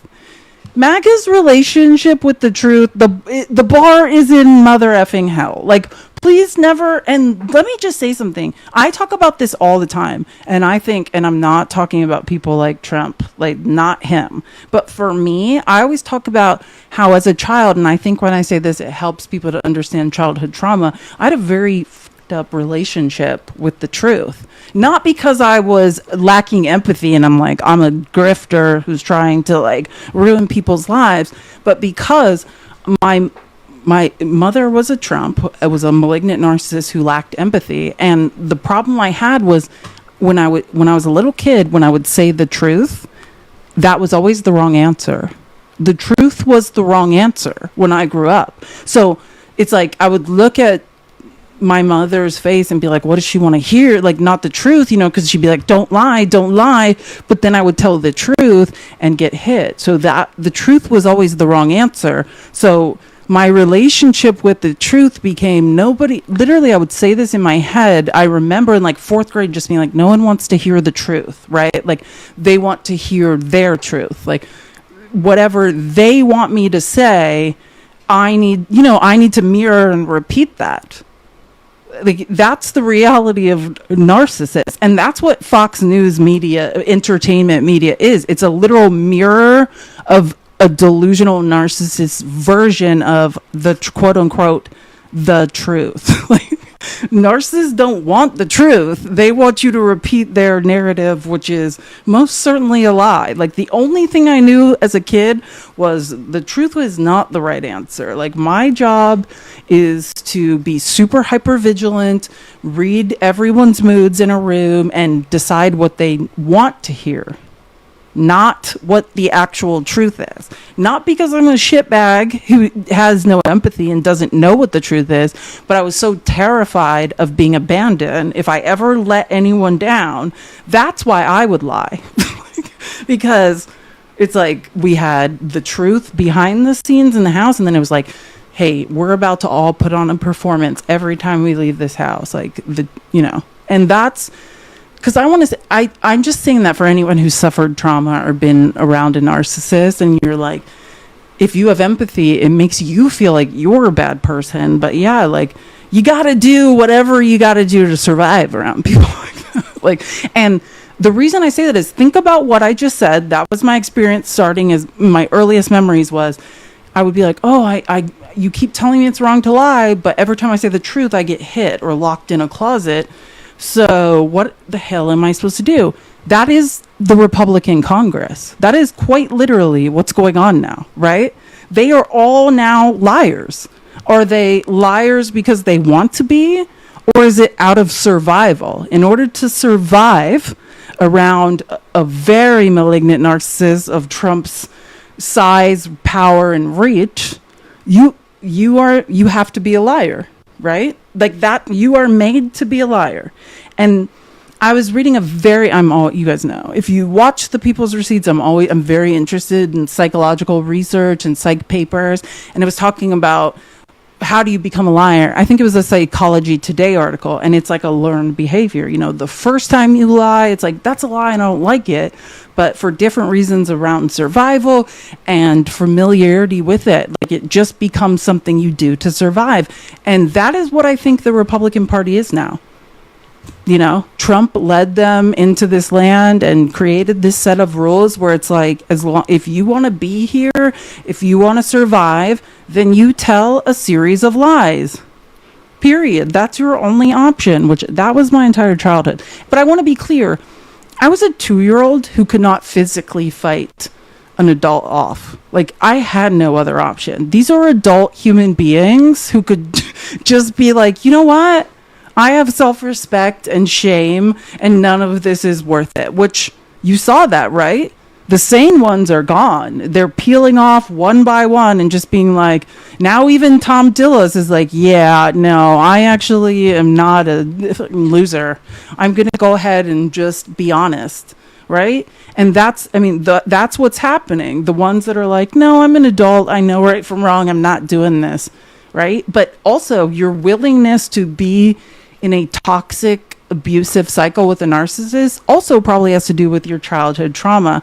And I say this all the time, like, if you have been caught up and were raised in that evangelical, conservative, far-right BS, you've been trained to lie to yourself, to others. Like, that is your survival, your set of survival skills is pretending. So I think a lot of these people, thank you so much. I love a mask. I love all the gifts. You guys are amazing. But yeah, I'm just pointing that out. Not to say we need to have empathy. These are adult people who need to effing stop. But it's just something I've been, always just trying. Oh, I forgot. I took this screenshot this is about the Mikey Sherrill Naval Academy incident. A test was compromised and many students, potentially over 130, were investigated for cheating, with the scandal being described as the worst in the Academy's history since it adopted its honor code. Sherrill's role in that. Sherrill was one of the students investigated She stated she was punished for not reporting classmates, though she graduated and was commissioned. Like, it's... And that's the worst you got on her? I don't know how people feel, but in this day and age, with how shitty of people Republicans are, I'm like, oh, she's not being credibly accused of 15 grapes? Okay, great. Thank you for alleviating my fears. You guys dug into this woman, and this is the worst thing you found? I can go to sleep now. Okay, great. That's amazing. Like...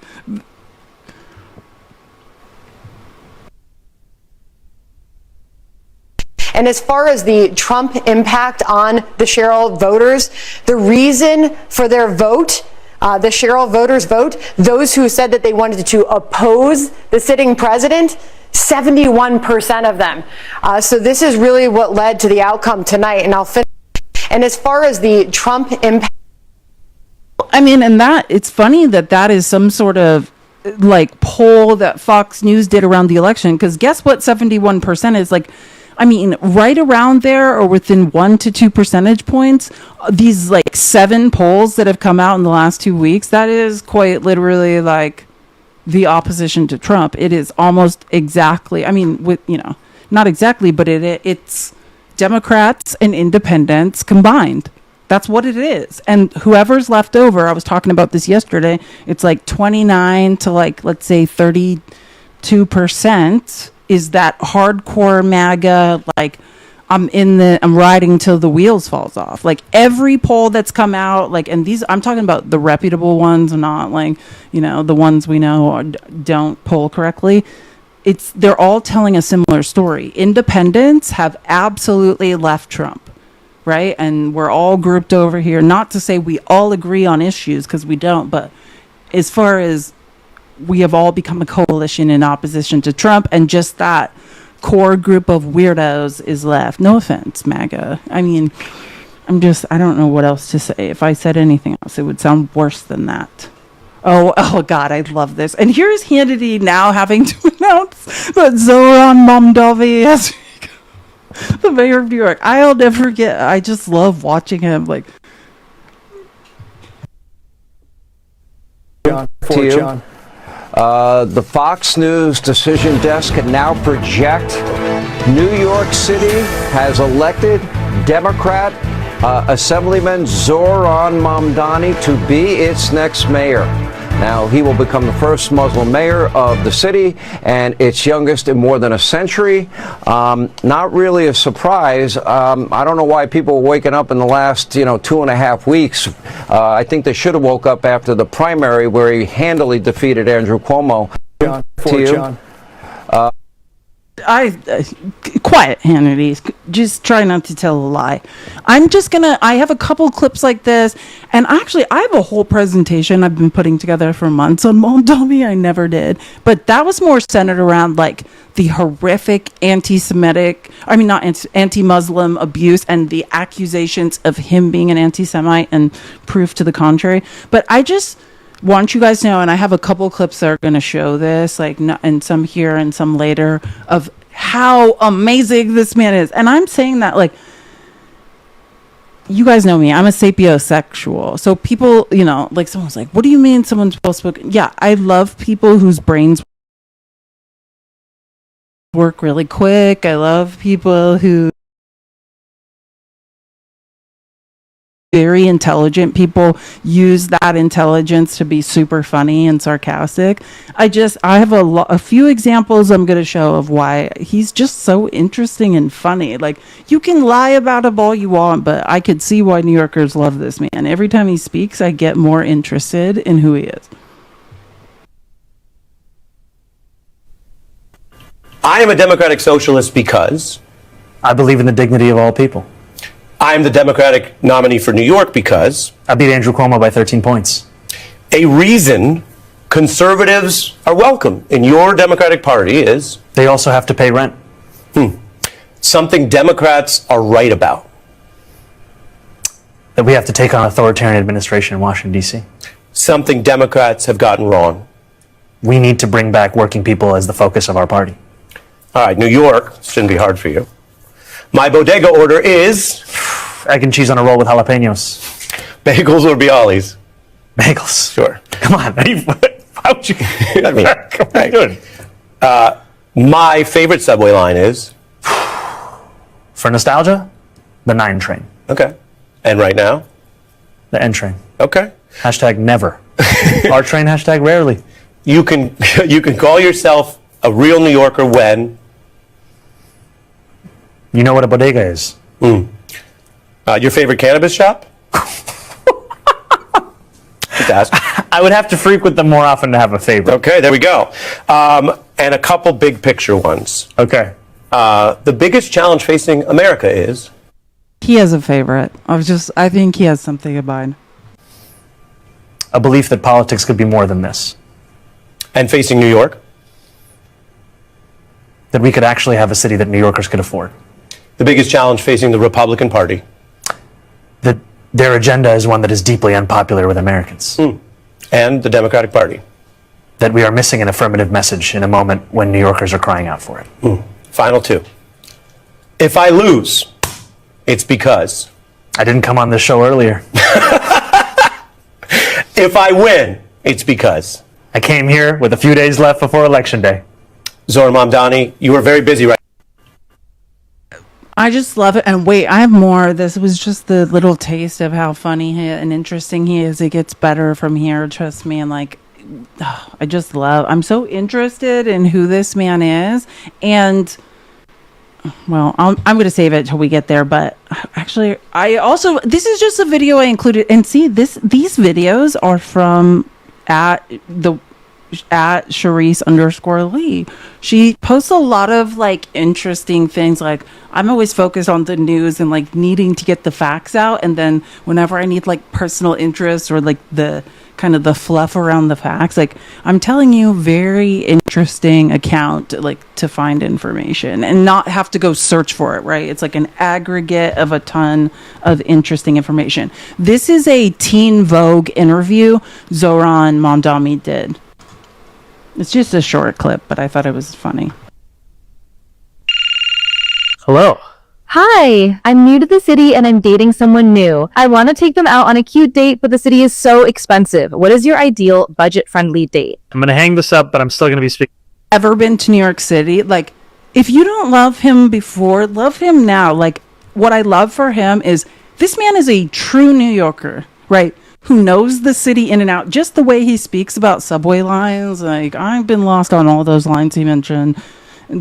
And the way he speaks about New York City now, New York City, be proud. This is not a billionaire who has a driver driving him around in a blacked out SUV. This is a man who knows the streets of New York. I remember, when I used to work in advertising in social media, remember when Groupon was all the rage? Those Groupons and a huge social media I worked for was doing their version of Groupon, so I had to handle different neighborhoods and boroughs of New York, and that was the first time I'd ever discovered Astoria, and then the connecting streets to Williamsburg and Brooklyn, and I fell in love with it. So it's this man has been born, it bleeds New York. He understands every street, not just Manhattan where billionaires are, and then they fly in a helicopter to the Hamptons. This is the people's candidate. I'm just going to tell you what my wife and I did on our second date. We met in Williamsburg. We got on the ferry, and we went all the way to Astoria, and then we walked to Steinway Street, where we had dinner at Abu Kir, which is incredible Egyptian seafood. I love eggplants at Abu Kir. I also love the bread there. And then I have to say the branzino there. Pretty good. Makes it a little more expensive, each item that I just named, but you could stop it earlier if you want, just the eggplants. And then we went to Al Sham for some pastries. We went to Astoria Park. Overall, pretty affordable. Would highly recommend trying to integrate a park, a ferry, or any sort of public transit, and some very lovely food. Budget-friendly things I love doing in the city. There are a lot of movie theaters that have Tuesday discounts where you can go for half price sometimes. The other thing is that when I was growing up in New York City, there was a website called nyc.go, which would list the top 10 free things you could do every week. And I would drag my friends to any one of the random things I could find. One time it was graduate students having an art exhibition where they had free appetizers. And it was just them, their parents, and my friends. Got to find everything you can. Also, a lot of free museum nights. Check them out. The Whitney. A lot of fun. Hello. Huh? I just feel like times they are changing in New York. Like, and if this doesn't mean anything to you, you just have to have been in New York City and just understand, like, this is very meaningful to have a person like him who has been raised there and cares about the average person. And just wait, we're getting to the best part, which is his acceptance speech, which literally changed my life. I was like, oh, new Obama, but better? Okay, I'm here. Oh, and here's the best Republican cope of the entire thing.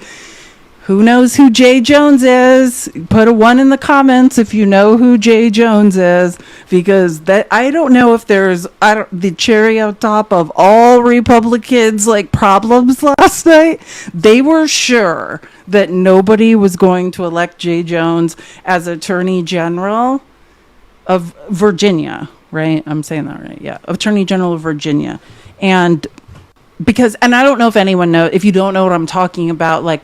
I don't even know how they got the text messages, but there were text messages where he basically referred to a Republican in Virginia state government as like Pol Pot. You know, like, if you don't know who Pol Pot is, he unalived a lot of people, or, you know, something similar.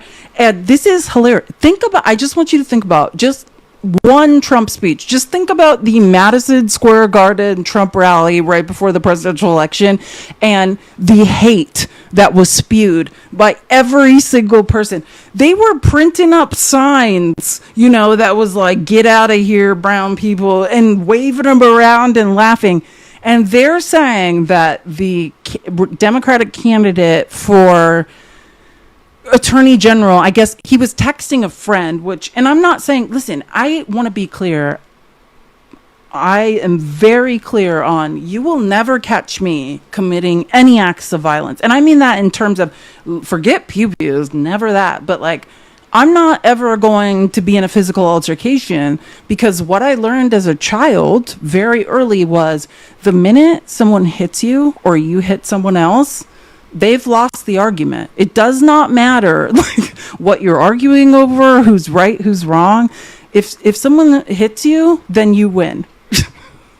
Do you know what I'm saying? Like, the minute you use violence in an argument, you have lost. It is an idiotic thing to do, right? Impulse control, which I don't have a lot with my mouth, but I do have impulse control when it comes to that, because I learned that lesson. Like, if you hit someone, you have lost. It doesn't matter if you're 100% right in everything you said prior. Violence is never the answer in any way.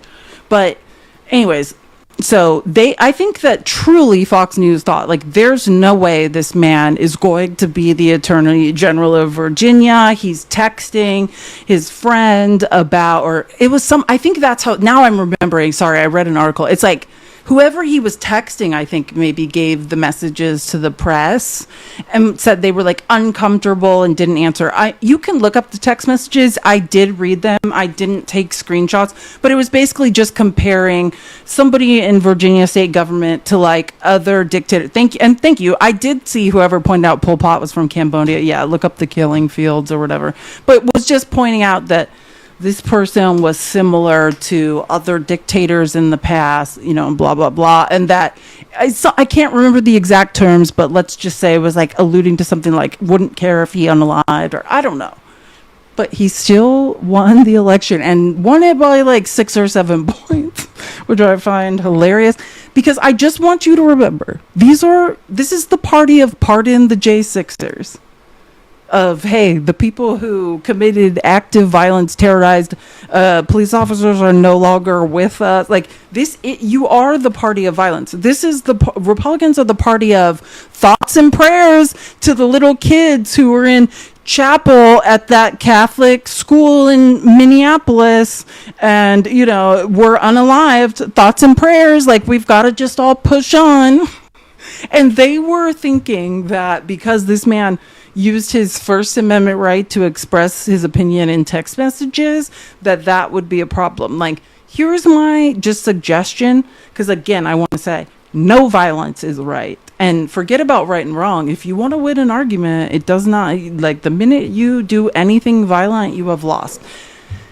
Like, but if you want people to care when you do Oppo research and you got these text messages, you're like, isn't this horrible? My suggestion is, I don't know, to maybe care when little kids unalive, or, you know, like, you're going to have to prove that you have some empathy in policy and in action. Like, you have desensitized us. I mean, in a way, like, you're asking us to care about a man texting somebody, a coworker or a friend, when we watch the Republican Party in action every day. Like, I'll never get over that. I will never get over Republicans disregarding the lives of, in my opinion, the only people in this country who we should protect with our lives, who are children. So miss me with the weird BS. We have a lot to talk about throughout the night right here on the Fox News channel, but we can now make a call. The Fox News decision desk can now project that Democrat Jay Jones will become Virginia's next Attorney General, defeating the Republican incumbent, Jason Miyares. Now, and he looks like a hybrid, or I mean, I don't know how he identifies. He looks like, yeah. So, I mean, just Republicans trying to be outraged about text messages when every day we see how little they care, while ICE brutalizes, beats American citizens. Like that video of that woman being like beaten after her car was T-boned that came out a couple days ago. Please don't ever talk to me about anything until you clean up your side of the street. You need to clean up your side of the street, hold people accountable, and prove you have empathy before you ask any of us to care about anything else. Like, it is unreal. Oh, I love when Martha McCallum just to get into like an affordability conversation. Fox was like, it was like Christmas on Fox last night. Yeah, I agree with you completely. And, you know, this idea of affordability, which just basically means inflation, that prices are too high, and that's a real sensitivity spot for people, is, I think, something that Republicans do have to look carefully at. It's obvious that they're very aware of it. I saw James Blair today on with Larry Kudlow talking about how he believes that what they're seeing in the future indicator economic numbers are very positive. Scott Bessent has implied the same thing. So obviously, before you get to the mid, he hasn't. Scott Bessent literally said on Sunday that he finally admitted that parts of the economy were in recession. Like, the lies coming out of Fox News know no bounds. Oh, and I do believe Republicans are aware of wealth inequality, of affordability issues, of rising grocery prices, of the fact that they tax us statewide, federally, and then anytime we need to buy something, we're paying the taxes so billionaires don't have to pay anything. Yeah, I do absolutely agree they know about it. They do not care. Think the housing market. I mean, I could just talk about Arizona, and I could make you guys cry about what has happened to the housing market in Arizona as a result of corporations and billionaires buying up inventory. They do not care. They are aware, and they do not care one bit. No, you do not care. Martha McCallum, I think people need to be aware. Are you okay? We are past aware. We're all next to homelessness. Oh God, and Kellyanne Conway, which I'll say this, Kellyanne Conway is pretty smart. Like, but the way she tries to, I don't know, sometimes I just look at her too. Kelly's not, does Kelly look okay? No doubt. This is what happened when Democrats turn out to vote in largely Democratic blue states, and that's what happened. The one curious thing though, Sean and Ari, is that the voters told pollsters they want lower taxes, fewer regulations. Looks like a deranged clown. Less crime, less chaos with respect to migration. They want to make sure that the police are respected and that their values are reflected. And then they went and voted against all of that today in the form of these governors. Look, Jack Ciattarelli, we were all very hopeful, but guess what? The Fox News voter analysis suggests that he failed to win young men and to replicate what President Trump did one short year ago with Hispanics, with union households, with independents. So to the extent that tonight is a referendum on President Trump at all, guess what? It means that he's one of one. You can get his endorsement, and this is a clarion call for 2026, folks. You can have President Trump's endorsement. It doesn't mean you're going to win. You have to do what he did. You have to go and dip into these unfamiliar to Republican constituencies. You've got to be very specific. I know, like, because she is a political strategist / PR strategist, she talks in circles. Let me just tell you what Clownface just said. And I'm only saying that because 1,000 times a day, I have MAGA men telling me that I'm ugly, that something is wrong with my face. Like, don't worry about me. Like, I'm doing just fine. My face looks pretty adorable. Like, what is happening here? But anyway, I'm just pointing out, Republican men are always like, and I'm sure you guys have all seen this, like Turning Point and the men that work for them on podcasts, this is their thing, like their number one through line, because, you know, Turning Point's, the goal is to recruit, you know, children who are turning 18 into Republican voters. So what they do is they say that, like, Republican women are the hottest.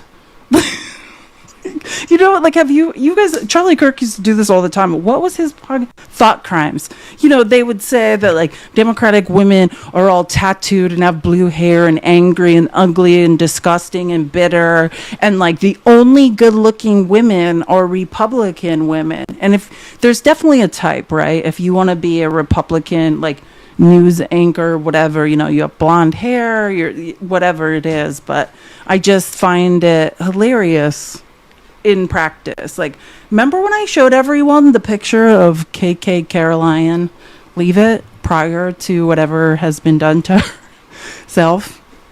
Like, please don't. I've had it with Republican men saying that Democratic women are ugly. Like, please stop.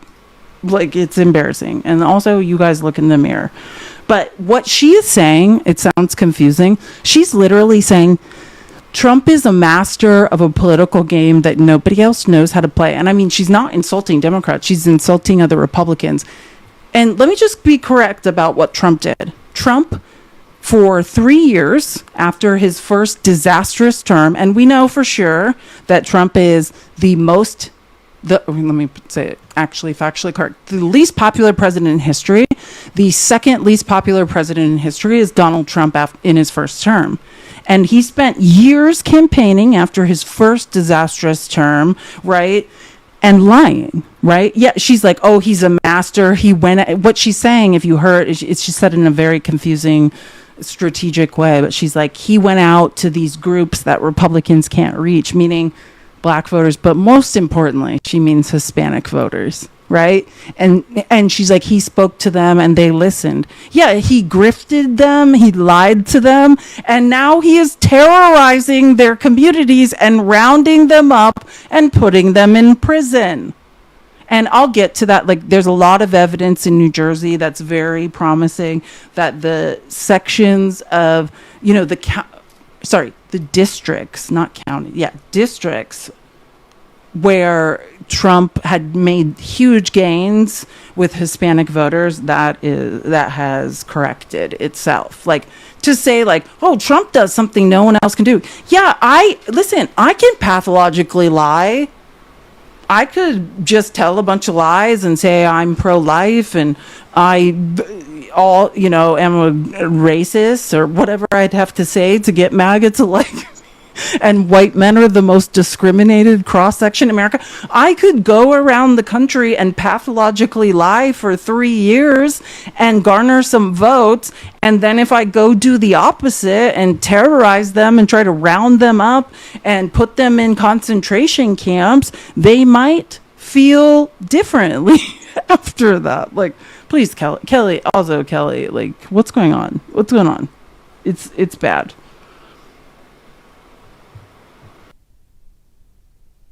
He barely won. He won by a far smaller margin than she did. She dragged him over, and now he should be a drag on her.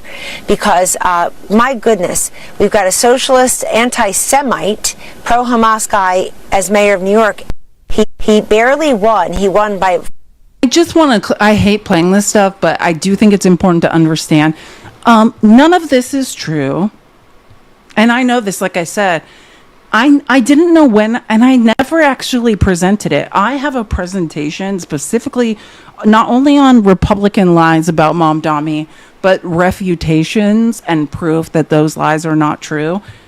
I just want to be very clear, and I want to thread this needle in the right way. It is fascinating to me to watch MAGA try to point at the left and say we're anti-Semites, whilst the actual concerning anti-Semites are all harbored within that group of people. Period. And to watch then Israel like support that and fund it whilst the actual anti-Semites are all Republican voters is a terrifying and interesting thing to watch. Mamdani is the most fair, reasonable, like come one, come all type person I've ever heard speak. So I do love this narrative. I also love them screaming, the communists have taken over. Yeah, communists don't recognize states. They don't. States are the word for government. So real communists don't run for office because no states exist. And then the next argument that he is a socialist and we need to worry. I truly, and I said this yesterday, I'm going to keep saying it so people understand. I was so confused, maybe because I've been educated about socialism at university by people who really understand Marx. That's why I've always been so confused. I mean, I knew it was a PR campaign after World War II to say socialist evil, communist evil, which it's actually capitalist, and they were trying to deflect. But I mean, again, the only evil socialism, and I'm saying that as since I got on TikTok, started debating people, and I heard what conservatives' idea of socialists were, which in their mind, as far as I can tell, and it's like a conglomeration of everyone I ever debated. Thank you so much for the gifts. I appreciate it. Can we please get to 300K? We should probably be at 450K. Let's keep tapping the screen. I know I'm doing a lot of talking, but, and Joby, thank you. Wait, I'm going to say that in a second because I need to focus. But Republican definition of socialism is basically that you're a capitalist who owns a business, and like one day the president of the United States just announces that they're going to snatch your business or take it, and it's property of the government. I just want to be clear, to me, and to I think anyone who is a democratic socialist, it's about democracy. It's about the people and what the people want, right? And when we have people like Starbucks, oh my God, I almost said Howard Hughes. Not the guy who owned airplanes and peed in bottles. What? What's the guy's last name? The Starbucks CEO? It's not Hughes, obviously. It starts with an S. What is I know everybody here knows everything more than I do. What is the CEO of Starbucks' last name? Schultz. Thank you, Howard Schultz. I mean, the largest average employee payment to CEO salary is now Starbucks. It used to be General Motors, which was like 366 times, right? And how you know there's equality in a country is how small that gap is. I always use the example of like the largest socialist corporation, which is out of Spain. It's called Mondragon. It's like a guild of workers working together. And I think there is a leader from the CEO to like the average payment of a guild worker is like 16x. So I would say if you're looking for like a measure of like, how do we know when like we are not literally just in some sort of capitalistic nightmare where we're slaves, just handing the surplus to our corporate overlord, the donor class. It's when that gap closes, when it's not like a 400x that the CEO of Starbucks makes times the average worker, right? Like we'd want to see that close. There's always going to be some, the person in charge will make a little bit more, but it should not be 400x or 350x. We need to close that gap and create a living wage. And I'm going to get into this more, but I want to say this now because whenever I start debating the economy with 21-year-old weird MAGA red pilled people on this app, right? And you start talking about corporations and bailouts and everything. Let me just tell you something. SNAP is a subsidy. Do you understand what I mean by that? Who gets subsidies? Elon Musk. How much? He's getting $350 million a day. I call it welfare. But that, I mean, not a day, a month, or whatever he's getting in subsidies from the United States government. SNAP is a subsidy, and wait, don't let me just finish. Not for the people who get the $260 a month, and that's on average, does not sustain anyone for food money. It's a subsidy for corporations. Do you guys understand that? SNAP is a subsidy, so corporations do not have to pay their workers a living wage. $8 million a day. Thank you, Illusion. Oh, and I miss you. Hope you're doing well in Minnesota. I knew. Thank you. Appreciate you. But that it's a subsidy, not exactly a G. Weber for Walmart, right? It's a subsidy for corporations. And the reason I bring this up, and I sometimes go into this and like people are like, what the F are you talking about? Right? Because this is important, because when we talk about different economic systems and how we think America should run, modern monetary policy, and that is what a lot of these young 21-year-olds start spewing, right? And that is, well, when we bail out corporations, right? This is their argument. That's a surplus in the private sector and a debit in corporate, but that's right? That's a positive. It's the same thing.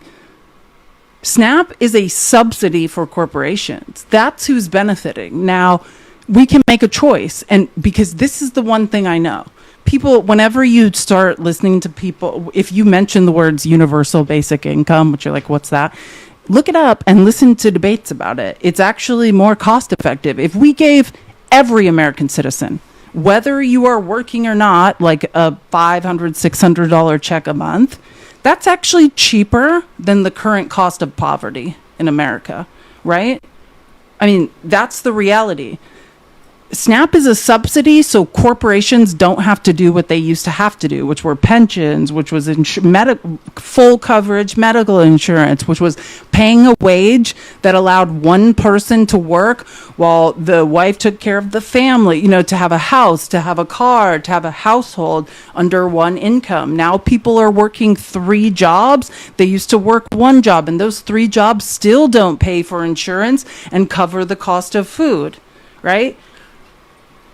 I would argue SNAP is a subsidy for corporations, not for human beings. I think we would all just prefer to work an honest job, work our asses off. I love working. I love positive affirmation, but you got to pay me enough so I can live. Like, that's the point. Like, all of this, the entire system set up in America benefits corporations. It's so corporations can spend less and deliver all the profits to their shareholders. And then we have to hear from Congress that we're the problem. We are not the problem. And I say that not because these are my feelings, but because I can make a mathematical argument for that is the case, period. You have to pay people a wage they can live on and provide a system of insurance that will take care of them and their children, which I always say this, if you want us to be slave laborers, why wouldn't you keep us healthy? Why wouldn't you give us the medicine we need? We're in gross population decline. I think that is and that's a term. Gross is not just an adjective I added on for my own feelings. Obviously the stress of capitalism and what is happening in this economy, it's not working. It's not helping us succeed. Deregulation, right? Letting people feed us dog food in America. And I say that if you've never spent time in the UK, go to the UK and taste their canned food compared to ours. We are being fed poison, right? And I'm just pointing this out. This is all going into the same thing. Never tell me that it is a person's fault they are on SNAP. This is all by design. So corporations don't want to pay pensions anymore. They don't want to pay for full coverage insurance. They don't want to pay a living wage. And this is a subsidy so corporations can give more money to their billionaire shareholders. This is your dream, not ours. Don't be mad at us. We didn't do it. Sorry, I can't listen to Fox anymore. Anyways, let's get into, I love this clip. Why can't I hear it?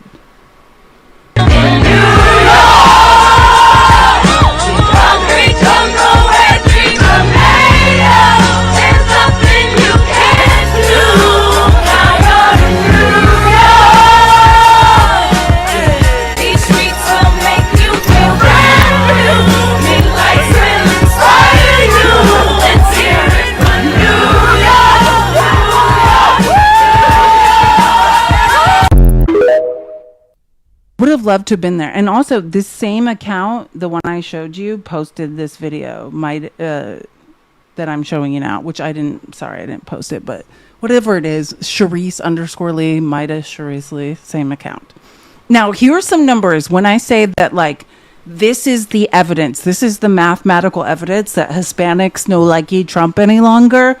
I mean, and there's much more than this, but Steve Kornacki was just going through like some of the counties that had shifted because of the Hispanic population voting for Trump in New Jersey. And here is some of the evidence that at times they are changing. Let's tap the screen and share the live. Sorry, I know I'm talking a lot. Came in. This is a big one. Now, this is interesting. So this is Hudson County. Okay. We're talking about directly across from New York City, the Hudson River. You're talking about a bunch of mid-sized, Jersey City is the biggest city here, and a bunch of mid-sized cities with very large Hispanic populations. Union City, New Jersey, West New York, North Bergen. This is significant because this is one of the counties, one of the biggest Trump surprises in the entire country in 2024 was in this county. He cut his margin. He still lost it, but he was closer than anybody thought they'd ever see a Republican come in this county. Well, you can see tonight with 40% of the vote now, we think this is the early and mail vote, so this is probably going to be more friendly, a little bit more friendly to Democrats than the same day vote, but a 58-point margin here right off the bat for Mikey Sherrill. Again, you take a look here, this was 28. Last year. This was an incredible performance for a Republican. One of the major questions in this race in New Jersey and one of the major questions for American politics coming out of the 24 election was the Hispanic inroads that Donald Trump made. Could another Republican take them and replicate them without Trump on the ballot? Here's a test tonight. Jack Ciattarelli in Hudson County. We got 40% of the vote. Again, I think a lot of this is going to be early vote and mail-in vote. So we'll see if the same day changes the complexion of this vote at all. But you're seeing a 58-point advantage here for Mikey Sherrill early. So Ciattarelli not generating that Trump-level support here. Just going to came in. This is a big one. And that is the tell, right? This is what we need to know. Because, I mean, I know no one else spends their time looking at, like, what ethnicity population growth can be attributed to. But we are in gross population decline. The majority of population growth is Hispanic, or the one, what's moving the needle. And that's why I get annoyed by Kellyanne Conway being like, oh, Trump reached for audiences that no one had ever reached. Yeah, by pathologically lying, and his lies have been revealed now.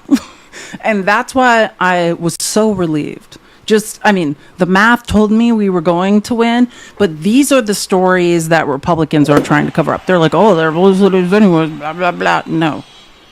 This is what I wanted to see recover. I wanted to see that Hispanic people are like, oh, hell no. And it does appear that they have said, oh, hell no, not again. And Trump right now, like Trump this morning, and we'll get to it, so much Republican cope. Mike Johnson did the saddest, most desperate, unfortunate press conference of all time. Then Trump screamed at Congress and said, we're about to have a closed door meeting. Then he flew to Miami and is giving a speech in Miami, which I haven't watched the entire speech yet. I will. I never miss a Trump speech. But yeah, this is your problem. Like, you have now disenfranchised the people that put you where you are. And I'm also fascinated. I don't know. Florida is a very backwards, effed up place now. But I'd be interested because I lived in Miami for a year. I mean, wake up.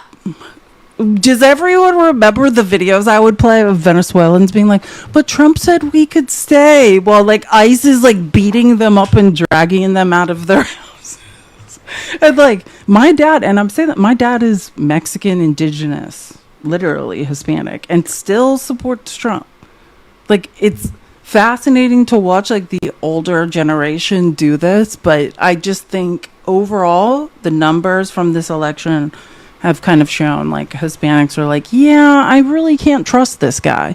And I think over and over, black people in America who never meant to come here in the first place, black people a la transatlantic slave trade, have learned the lesson over and over. Like, yeah, we can't trust anything these people are telling us, because one minute they're like, yeah, we're with you. And the next minute, you know, they're burning down Black Wall Street. You just can't believe it. And I think that was kind of, I don't want to get into Hispanic culture and colorism in my very large Hispanic family, but there are these moments where I think they started thinking, hey, I'm here now, I'm a citizen, let's get rid of everyone. You know what I mean? Like, I'm special. And hey, if you need to learn the lesson that these people are lying to you, if you need to learn it in this way, then learn it. Like, never forget that these people are not your friends. They do not care about you. You are not special. Oh, I know. And I know, Anthony, I know. But I don't want to talk about it because if you're not from a Hispanic family, it's like kind of the idea of that is difficult for a lot of people to understand, and they'll think you're generalizing. Like, I tried to explain this to people prior to the presidential election. I'm like, you guys don't understand what's going on here. Like, Hispanics are ultra conservatives.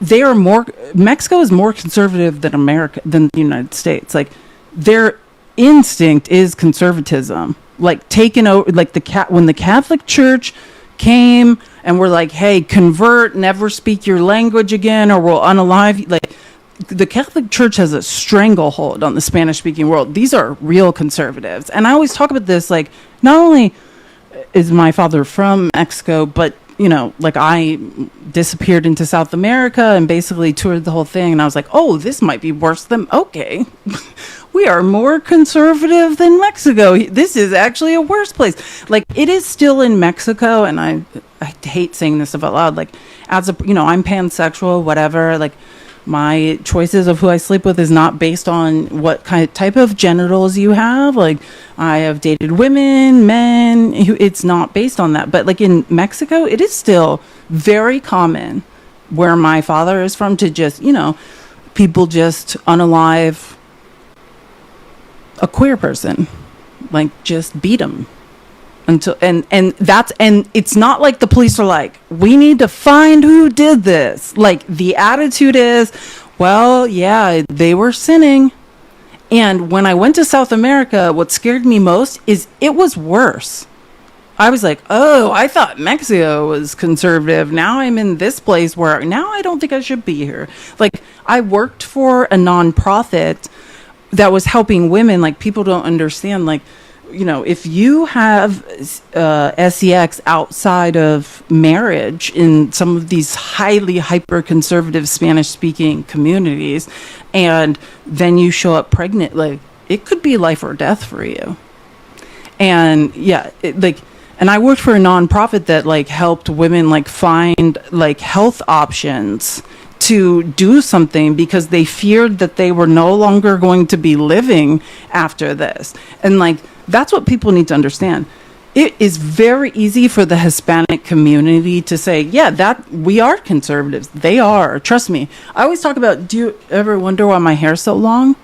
When I was 8 years old, my mom took me to just like great, you know, like super, wherever, some hair cutting place. She cut her hair short and she just put me in a chair and told them to cut mine. Not even that short, like it was shoulder length. And when I came home, my dad beat me within an inch of my life and said, don't ever cut your hair. Like, if you don't, like, and when I would say this on lives prior to the 2024 election, people are like, you don't know what you're talking about. Like, that's not how it is. If you haven't been raised in a Hispanic family, then you don't know how it is. These are true conservatives, more conservative than conservatives in America.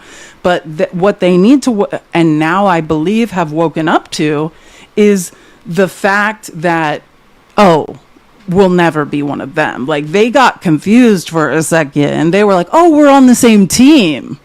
And it's like, no, that's what I think Americans miss, is Americans like, no, but they'll get it. They'll get that the conservative Republicans will never be with them. I'm like, no, they might not. Like, they are delusional. And that's why they have to learn this very, very, very hard lesson of never forget you're never going to be picked. Like, no matter how much you relate to them, no matter how much you're like, oh, look, I look like them, I'm like them. No, you're not like them. And never forget that. Thank you, Alicia, for understanding what I am saying. But yeah, that's something you can only understand if you were raised in like a conservative, Catholic, Hispanic family is, they are hardcore conservatives. Hardcore. Especially the parents. Like, it's scary. Anyways, let's move on from that because it's kind of depressing to talk about. I want to let me do the Mondami speech. We need some excitement. Let's get to my favorite part of all of this. I just want to play the Mondami speech because it's like I have heard him speak, and I almost played thank God I listened to the whole speech and got it together and found the whole thing, because we are about to have the best time of our lives. I didn't even know he could do this. This is like better than Obama, dare I say. But then again, he has to consistently do this, right? Obama consistently gives speeches that like make people cry and like desperate to touch him so they can be healed. So we'll see. But this is the first. I'd never seen it. I'd never seen him just be like, this is, hey, I said what I said over and over and over.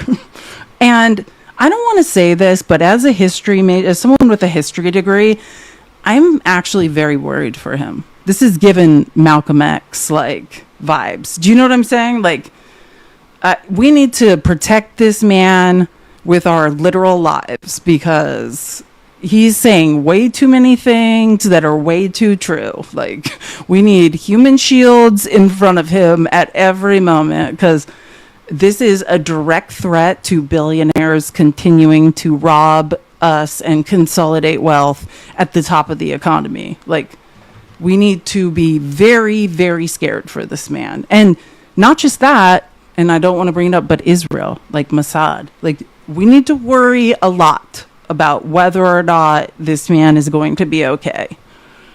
Like, more protection than anyone ever needed protection in their life is how much protection. And Joe B1, thank you so much for the $50. You are amazing, and I miss you so much. It's great to have you back and see you smiling, and it's great that you're here. Thank you. I will try my best to not leave for so long again.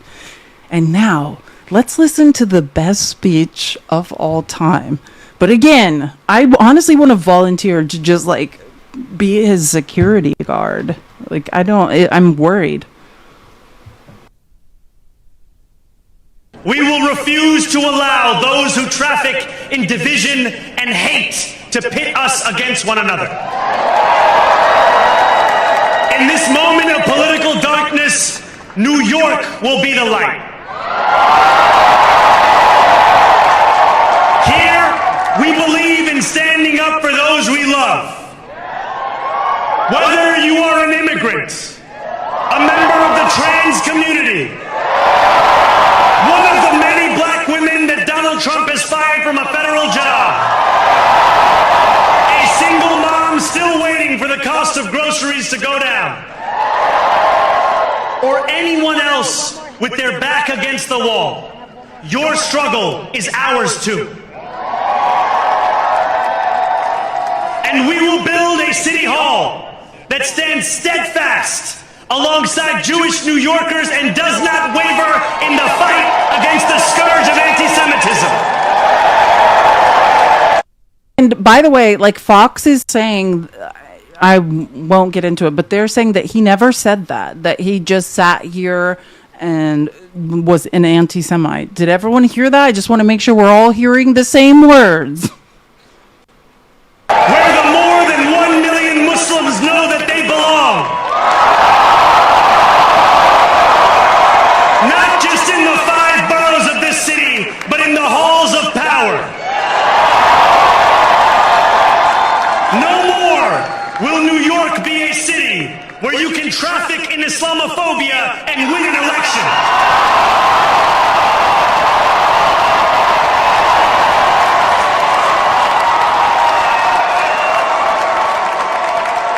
This new age will be defined by a competence and a compassion that have too long been placed at odds with one another. We will prove that there is no problem too large for government to solve and no concern too small for it to care about. For years, those in City Hall have only helped those who can help them. But on January 1st, we will usher in a city government that helps everyone. Now, I know that many have heard our message only through the prism of misinformation.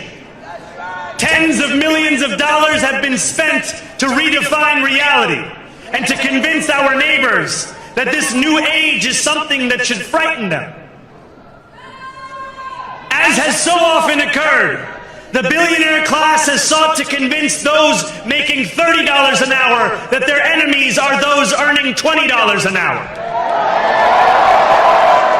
They want the people to fight amongst ourselves so that we remain distracted from the work of remaking a long broken system. We refuse to let them dictate the rules of the game anymore. They can play by the same rules as the rest of us. Together, we will usher in a generation of change. And if we embrace this brave new course, rather than fleeing from it, we can respond to oligarchy and authoritarianism with the strength it fears, not the appeasement it craves.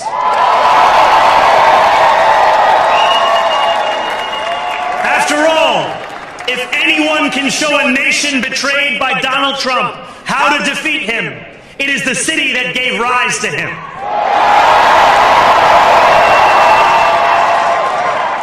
And if there is any way to terrify a despot, it is by dismantling the very conditions that allowed him to accumulate power. This is not only how we stop Trump, it's how we stop the next one.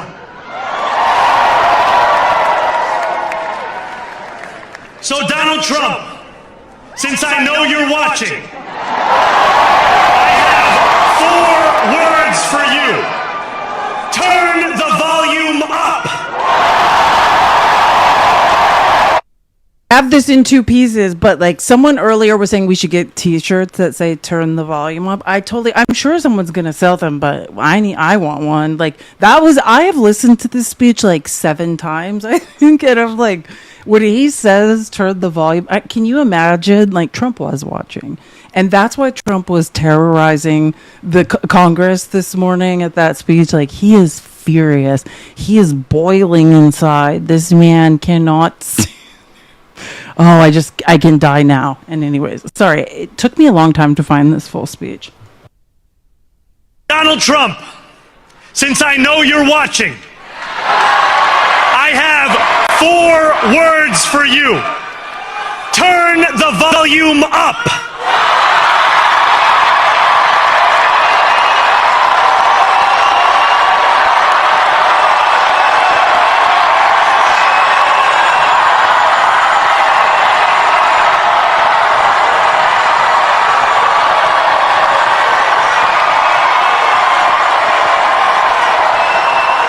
We will hold bad landlords to account because the Donald Trumps of our city have grown far too comfortable taking advantage of their tenants.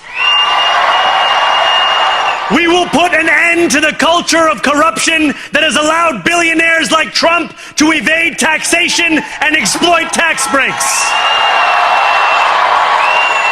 We will stand alongside unions and expand labor protections because we know, just as Donald Trump does, that when working people have ironclad rights, the bosses who seek to extort them become very small indeed.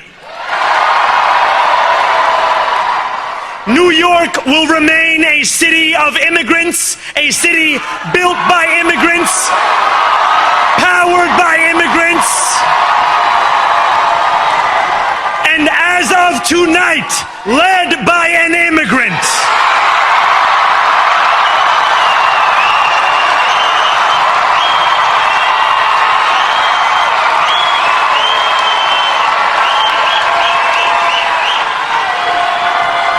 So hear me, President Trump, when I say this. To get to any of us, you will have to get through all of us.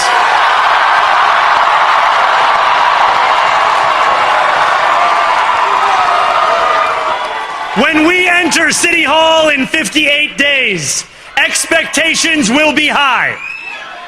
We will meet them. A great New Yorker once said that while you campaign in poetry, you govern in prose. If that must be true, let the prose we write still rhyme, and let us build a shining city for all. And we must chart a new path, as bold as the one we have already traveled.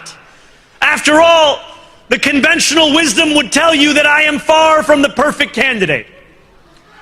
I am young, despite my best efforts to grow older.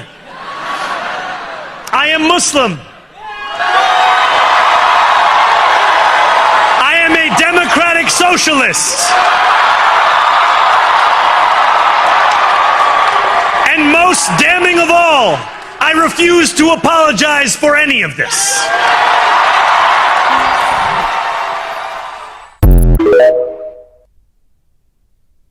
See what I'm saying? Do you see that? You weren't ready for it, were you? You didn't hear it all together. Like, people see clips of it, but when you hear it like that, it's like, we can listen to it again, especially the last part. Like, from the turn the volume up, it's just like, go in. Like, and oh my God, I just love this man. I can't express to you, but do you see what I'm saying now?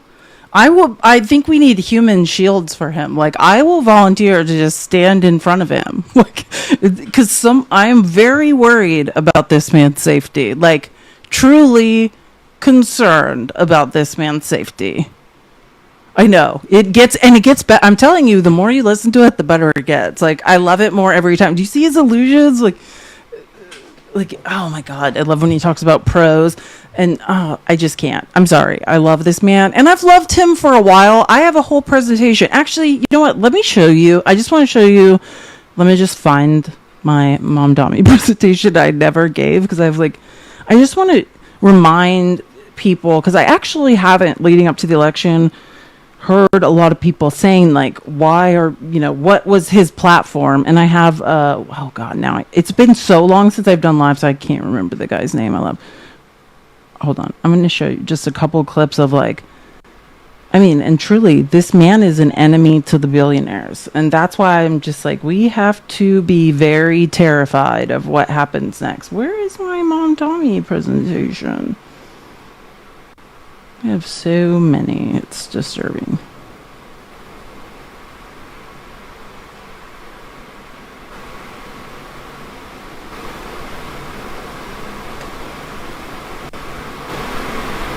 Oh my God. I don't have the energy for this. I know I have it. Oh my God, there's my picture of Mad. That's so funny. Where are you? I gotta stop. I'm gonna have to delete a lot of this soon. Mom Donnie. Or whatever. Wait, can I search this? I don't have time for this right now, but I'll find it later. I'll show you guys. I'll find the clips in my presentation on it, and I'll show you tomorrow. But I do think we should all be very concerned for this man's safety.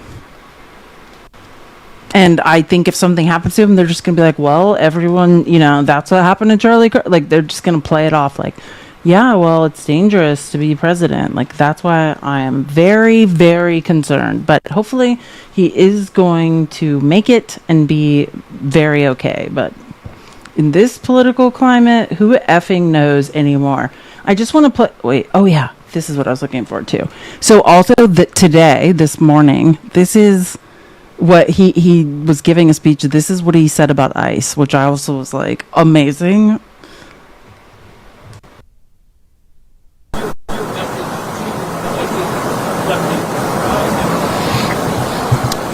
My message to ICE agents and to everyone across this city is that everyone will be held to the same standard of the law.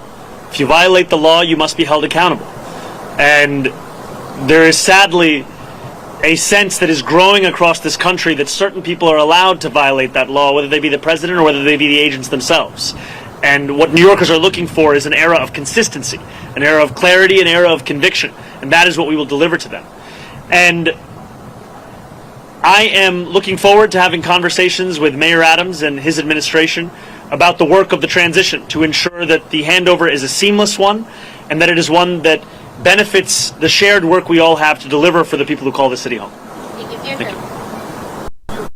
And aim, you know what just to say that, like, these are the all, wait, what's happening here? Is my mouse messed up? Oh, my batteries came out of this. I dropped my mouse on the floor. There we go.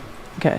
I found give me 1 second. I found that Mamdani presentation. I just want to show, I think it's important enough. I should just show a couple of clips from it. Okay. I was like going way down. There it is. Okay. Oh my God. There's so many. This is really, I should have given this presentation. It probably did all of us a disservice by not doing it. But I want to show these clips. Okay. Do you guys, I don't know. And well, let me just say this. Let me show you and maybe everyone knows. If you don't know who Naseem Rashid is, he is I'm trying to think of an international rights lawyer, a human rights lawyer. He's absolutely brilliant. He is on TikTok. That's how I met him.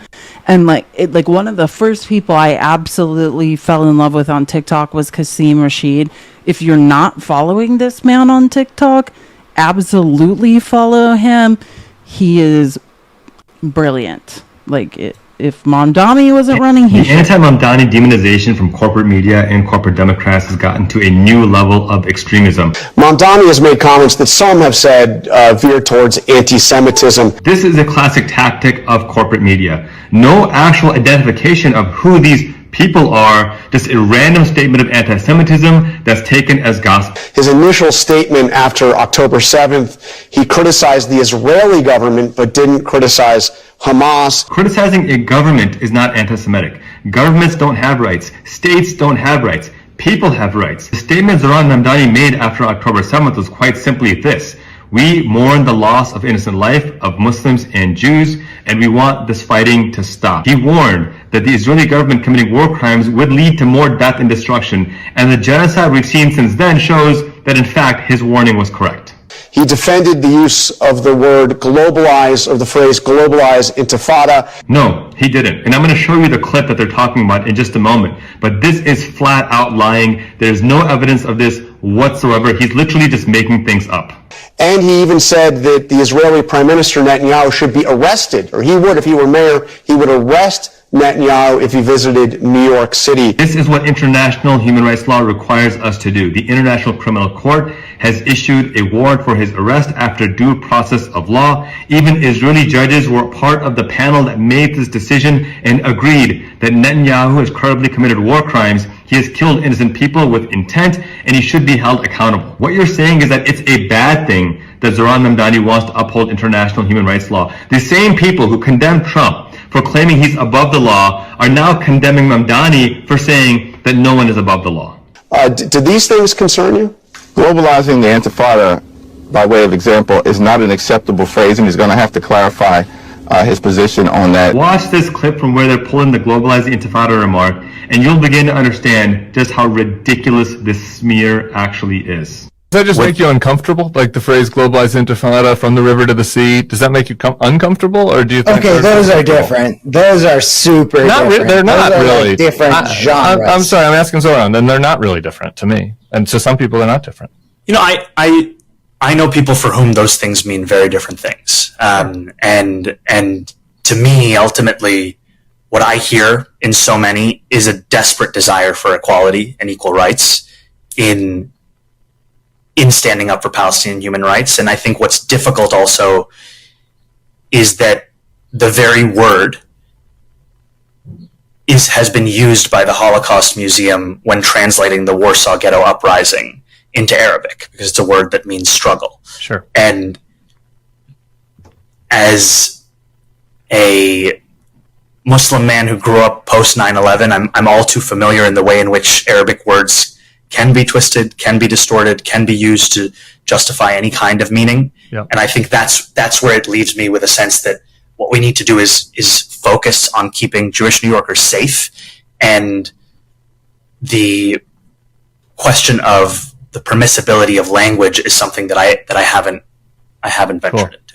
I've watched that clip at least a dozen times now because I thought maybe I missed something, and I still cannot figure out what they are attributing to him. Mamdani is clearly pointing out that this is a word used to describe Jewish uprisings against Nazi Germany. And so if you want to condemn this, are you condemning Jewish people as well? And then he doubles down and says, I'm here to humanize Jewish people and to make sure they feel safe and protected. How do you take that statement of wanting to protect Jewish people as anti-Semitic? With respect to the Jewish communities that I represent, I think our nominee is going to have to convince folks that he is prepared to aggressively address the rise in anti-Semitism in the city of New York. He's already convinced them. That's why he won the nomination. It's why he has the support of Brad Lander, a Jewish American, and the highest ranking elected official in New York City who is Jewish. It's why Jerry Nadler, who himself is Jewish and represents the largest Jewish community in the country, has himself proudly endorsed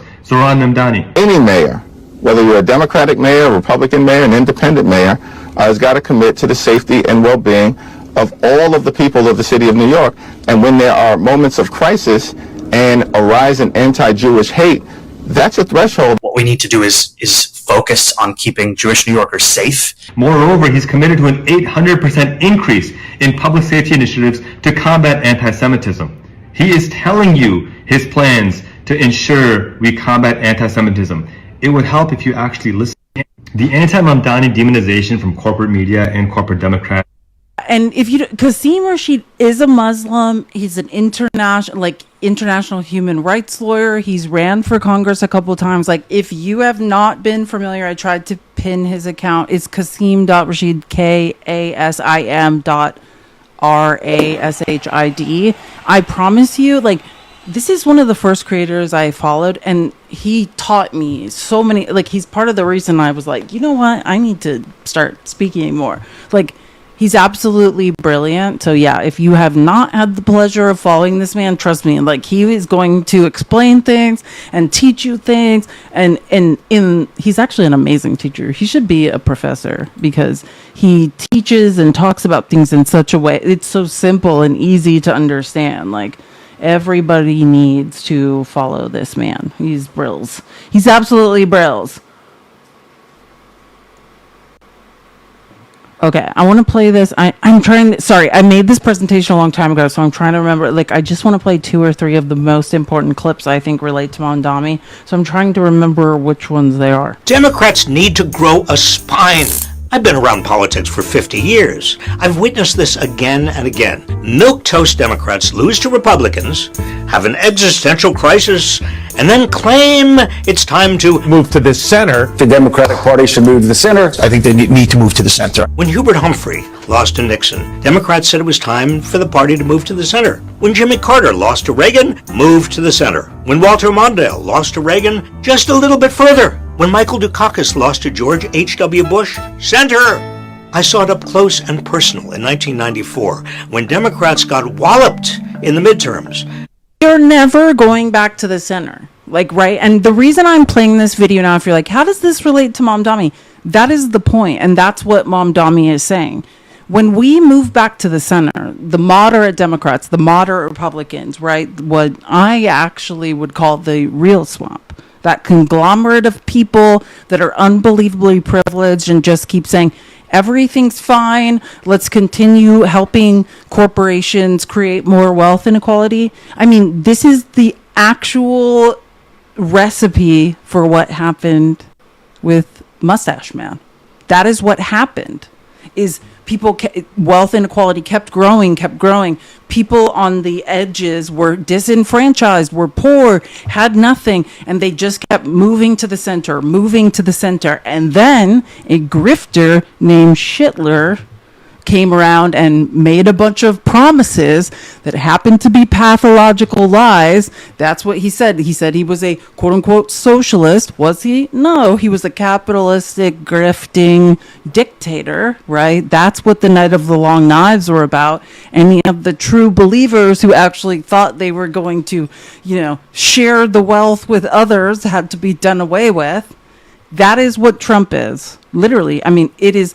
And that's why I get annoyed when MAGA Republicans who can't read and don't understand history are like, Trump's a visionary. He's a maverick. Like, look what he's doing. No one's done it before. No, I mean step for step, play for play, insert America or insert the word German or insert the word America over the word Germany. Every single step of this has already happened. And that's why I'm saying, we are never going back to the center. And that's actually a great example of that is what Gavin Newsom did. And I'm actually was very surprised at how hard he pivoted. But Gavin Newsom's creepy podcast where he started being like, let's get to know the far right people who orchestrated coups, not only in this country, but in other countries. Let's just be sympathetic of them. I'm like, oh no, oh God, this is not the answer, right? Like, we can never go back to the center.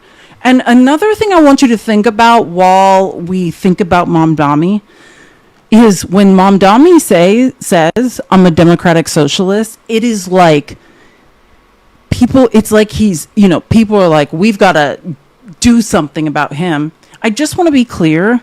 I want you to remember Bernie Sanders. If Bernie Sanders had run against Trump instead of Hillary, probably would have won. Bernie Sanders is a democratic socialist. Bernie Sanders says that every day, 20,000 times a day. And think about how when he says it, it is not a threat. It is not a danger. He had the far right fringe voting for him. They were all burners. You talk to far right MAGA at one point or another, they all loved Bernie Sanders. And I'm pointing that out to say, look at the difference when a brown man, a Muslim man, says the same words. When AOC says the same words, right? How much more dangerous it is if a brown person says something than if a white person says something, right? Like, that is what terrifies me. Like, I'm like, when did you guys have a problem with democratic socialists? Bernie Sanders is the literal leader of the democratic socialists in America. You guys were all going to vote for him. Like, you guys wanted to drain the swamp. The only goal of democratic socialists, if you're not an idiot who believes Fox Entertainment lies, is to drain the swamp and to reduce the wealth inequality gap. That's it. When Bernie said it, you loved it. When a brown man said it, you believe there's a 9/11 attack. Oh, I love Bernie. I was way into Bernie too. Which I want to correct something. I was watching a debate and I said I didn't vote for Hillary. And I was looking back. I did vote for Hillary. I didn't, because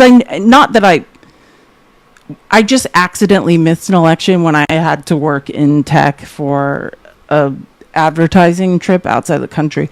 I didn't vote for Obama the second time. Not because I didn't want to, but because I couldn't. I was like outside of the country. I was thinking, I don't know why I'm saying this now. I shouldn't be talking about it. It's pointless. But, what is happening? Sorry, my microphone stand's been acting weird. But I want you guys to think about that. I'm concerned that Mamdani might be unalived, but Bernie has been saying the same message. Robert Reich says the same message every day, and everyone's like, oh yeah, these are just really smart white men talking. Like, why is it when AOC says that, when Rashida Tlaib says the exact same thing, when, oh my gosh, Ilhan Omar says the same thing, when anybody who is not a white male says this message, all of a sudden we need to do something about these people. What? This is the... all Mamdani is saying is every single thing Bernie Sanders has ever said. That's it. Every single thing I always say Robert Reich says. That's what he's saying. But for some reason, this is now a threat. After that, President Bill Clinton announced that the era of big government is over. What did he mean by that? Policies that seemed politically expedient or moderate at the time, but had devastating consequences. Cuts to welfare programs, and the deregulation of Wall Street. With every big loss to Republicans since, where have the Democratic establishment, donors, and talking heads claimed the party needed to go? Center.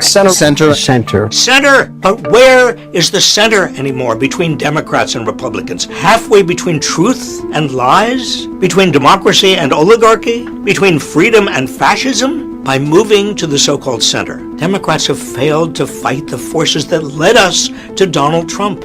Widening inequality, economic insecurity, and the unchecked political power of corporations and the rich. Now is not the time for Democrats to retreat to the center. It's no time for compromise or Republican-light policies. Democrats must hold Donald Trump accountable, not capitulate to him. Democrats must oppose the cruel MAGA agenda of deporting millions of undocumented immigrants who are so vital to our communities. They must defend LGBTQ plus people from attacks. They must stand on the side of reproductive freedom. Democrats should call out the oligarchs who are taking over our system by buying up media platforms and turning them into right-wing cesspools and making gigantic campaign contributions in exchange for tax cuts and rollbacks of health and safety and environmental protections.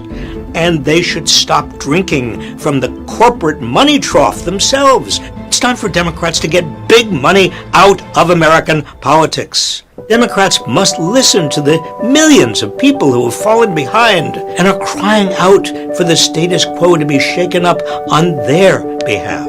Now is the time for Democrats to build on what the Democratic Party used to do before it tried to move to the center. Comfort the afflicted and afflict the comfortable. Strengthen safety nets. Take on corporate greed. Make the super... We get t-shirts that say afflict the comfortable. That's what we really need. You're the best, Felice. I've missed you and your big, beautiful brain. Thank you for sharing your knowledge. Jenny, never leave me again. Thank you so much for the tip. It means so much. Afflict the comfortable. Literally. But the reason I wanted to play this is because I want to be clear. Notice how much more comfortable it is when a white man says this, right? When somebody with white skin says these things. For some reason, when a brown Muslim man, and I'm telling you that Robert Reich just gave you, that is Mamdani's exact platform. But when Bernie Sanders stumps with this platform, for some reason the far right's like, yeah, he's speaking my language. When Robert Reich says it, they're like, yeah, that's a good point. If a Muslim man says it, they're like, we've got to do something about this. We're under attack. Same words. Same exact words. Same empathy for Jews. Same commitment to doing away with anti-Semitism. But if it comes out of a white man's mouth, they're like, "What? Yeah, I'm a burner now. I'm with this guy." If a brown man says it, they're like, we got to do something about this. I don't know. This guy's up to something. And that we should be very concerned about why. And God, not to even go farther on this line of logic, but think about it when a woman says it. Okay, so yesterday, I can't remember, some idiot was in the comments saying like, Mikey Sherrill is not qualified to be governor of New Jersey. Mikey Sherrill is qualified to be the president of the United States. She is more qualified than Donald Trump, which is literally not a flex. She's more qualified than Trump's entire cabinet. She is absolutely qualified. But think about it. when the same words that came out of Bernie Sanders that had the far right saying, this is our guy in 2016, come out of a brown Muslim, it's an attack and we've got to do something about it. If they come out of a woman's mouth, she's an effing idiot and has no idea what she's talking about, right? And then a black woman's mouth, which we saw with Kamala Harris, she laughs too much. She's an idiot. She has no idea. I mean, I don't even know if they ever listened to a word that woman said. Think about it. Same message. Every single one of these people are saying the same message, and look at how it is received. That's why I always say, if I was a white man, I'd have 4,000 people a day in my life. But I'm not. And that's why I say, like, I feel like, well, I don't feel mathematically disproportionately. I want women to think about this, right? And I get it. Like, when we support leftist men on TikTok, we're like, oh, a man who's not a shitbag. Isn't this amazing? But you got to go out of your way. And I have to do it too. Retrain your brain to support women, to listen to brown people speak, to spend time listening to black women speak on BIPOC TikTok. Because we are literally trained for some reason. Not for some reason. It's called white supremacy. It's called white supremacy and misogyny, the building blocks of Western civilization, to turn our brains. And that's the innocuous part, to just not listen or not care when non-white males are speaking. But we have to be super cognizant, give money to BIPOC creators, and not just any, but people who are speaking the truth and are smart. Like, that's what scares me most is we're doing this subconsciously. I do, you know what I mean? Like, that's why I say, like, dismantling or deconstructing from racism, it is not a thing you did once. It is an action. Like, because the brainwashing in America is literally constant to be like, oh, a white man he says he cares about women is speaking. I'm going to give him all my money. Like, truly, this is the reality of life. And no offense to any of the white male leftist creators, but no, I would put my brain up against them any day. And I'm just pointing out things that scare me. Bernie Sanders can give the same message and he's a hero. A brown Muslim man says that, and now we have to wonder when and if someone's going to unalive him. In a way, I think it's a good thing that we can blatantly see these contrasts, but yeah, I think we've got to, like, truly deconstruct, which I don't even know how to do it. It's a very hard thing, like, because I think it's becoming more plain than ever, right? Like, it happens in the comments all the time. Oh, you're a woman, so I control you because you must not know what you're talking about. Yeah, like, on your best day, your brain will never work like mine. Okay, and I want to play this because I think people forget why New Yorkers were so into Mamdani and what they were fighting for, and why, especially young New Yorkers who are disenfranchised and priced out of the housing market, were like, not just housing. If you live in New York, the transportation market. If you can't afford to get on the subway, which, is it getting more and more expensive? Like, you can't even do anything. So I just want to remind everyone, and I love Brian Baez, we all do. His name is @mentallydivine, spelled like those two words are. And I remembered a long time ago he made this video, and I just want to show it again. This is what billionaires are scared of. Making it actually affordable, subsidizing food, subsidizing housing. Because subsidies, like I said, SNAP is a subsidy currently for billionaires to not pay workers a living wage at their corporations. But these subsidies, billionaires no likey. I'm not surprised by this. Zoran Kwame Mamdani won his election because he inspired young voters and voters who had never voted before. As a matter of fact, we now know that data from the New York City Board of Elections indicated that around 40% of early voters in the primary were under the age of 40, a substantial surge compared to previous elections. The reason why he was able to get young voters and people who had never voted before out, even in the record-setting extreme heat wave, was because of his policies. Zoran ran an economically populist campaign that had 3 central policies: rent freezes, faster and free buses, and city-owned grocery stores. And all I've been hearing from people is, well, he can't do that. Who's gonna pay for that? He's lying. All of those policies are socialist pipe dreams that will never come true. Okay, so I'm gonna actually tell you how he can do it and how he can actually pay for it. First, let's talk about freezing the rent. A majority of New Yorkers are tenants, and more than 2 million of them live in rent-stabilized apartments. A lot of people don't know that the mayor can actually freeze rents for stabilized apartments as long as they go through the New York City Rent Guidelines Board. But here's the catch. The Rent Guidelines Board consists of 9 members, all of whom are appointed by the mayor. Here's the funny part. For 6 of these members, their terms are already over. They've just been sitting there chilling because Mayor Eric Adams has not replaced them. And the chair doesn't even have a term limit. They just serve at the pleasure of the mayor. Which means that when Zoran wins, he can remove 7 of the 9 members that are currently on the board. And he has already vowed to put people into that board who are going to freeze the rent. Full stop. Campaign promise number 1, done. Next, let's talk about fast and free buses. As mayor, he says he's going to permanently eliminate the fare on every city bus and make them faster by rapidly building priority lanes, expanding bus queue jump signals, and dedicated loading zones to keep double parkers out of the way. What's funny about this is that Zoran has already done this in Albany as an assemblyman. He did a free bus pilot program in which the MTA offered free service on 5 bus lines across New York City. The result was, unsurprisingly, that it dramatically increased ridership, and it also provided clear economic relief to low-income riders. The highest uptick in new riders was from individuals earning less than $28,000 a year. And across the 5 free routes, assault on bus operators dropped 38.9%, making the city more safe. Zoran has also called for the expansion of the city's transit signal priority technology, which makes red lights turn green when a bus approaches, making buses actually faster. And because groceries are too fucking expensive, nearly 9 in 10 New Yorkers say the cost of groceries is rising faster than their income. So in order to address that, he's going to create a network of city-owned grocery stores that don't have to pay property taxes or rent.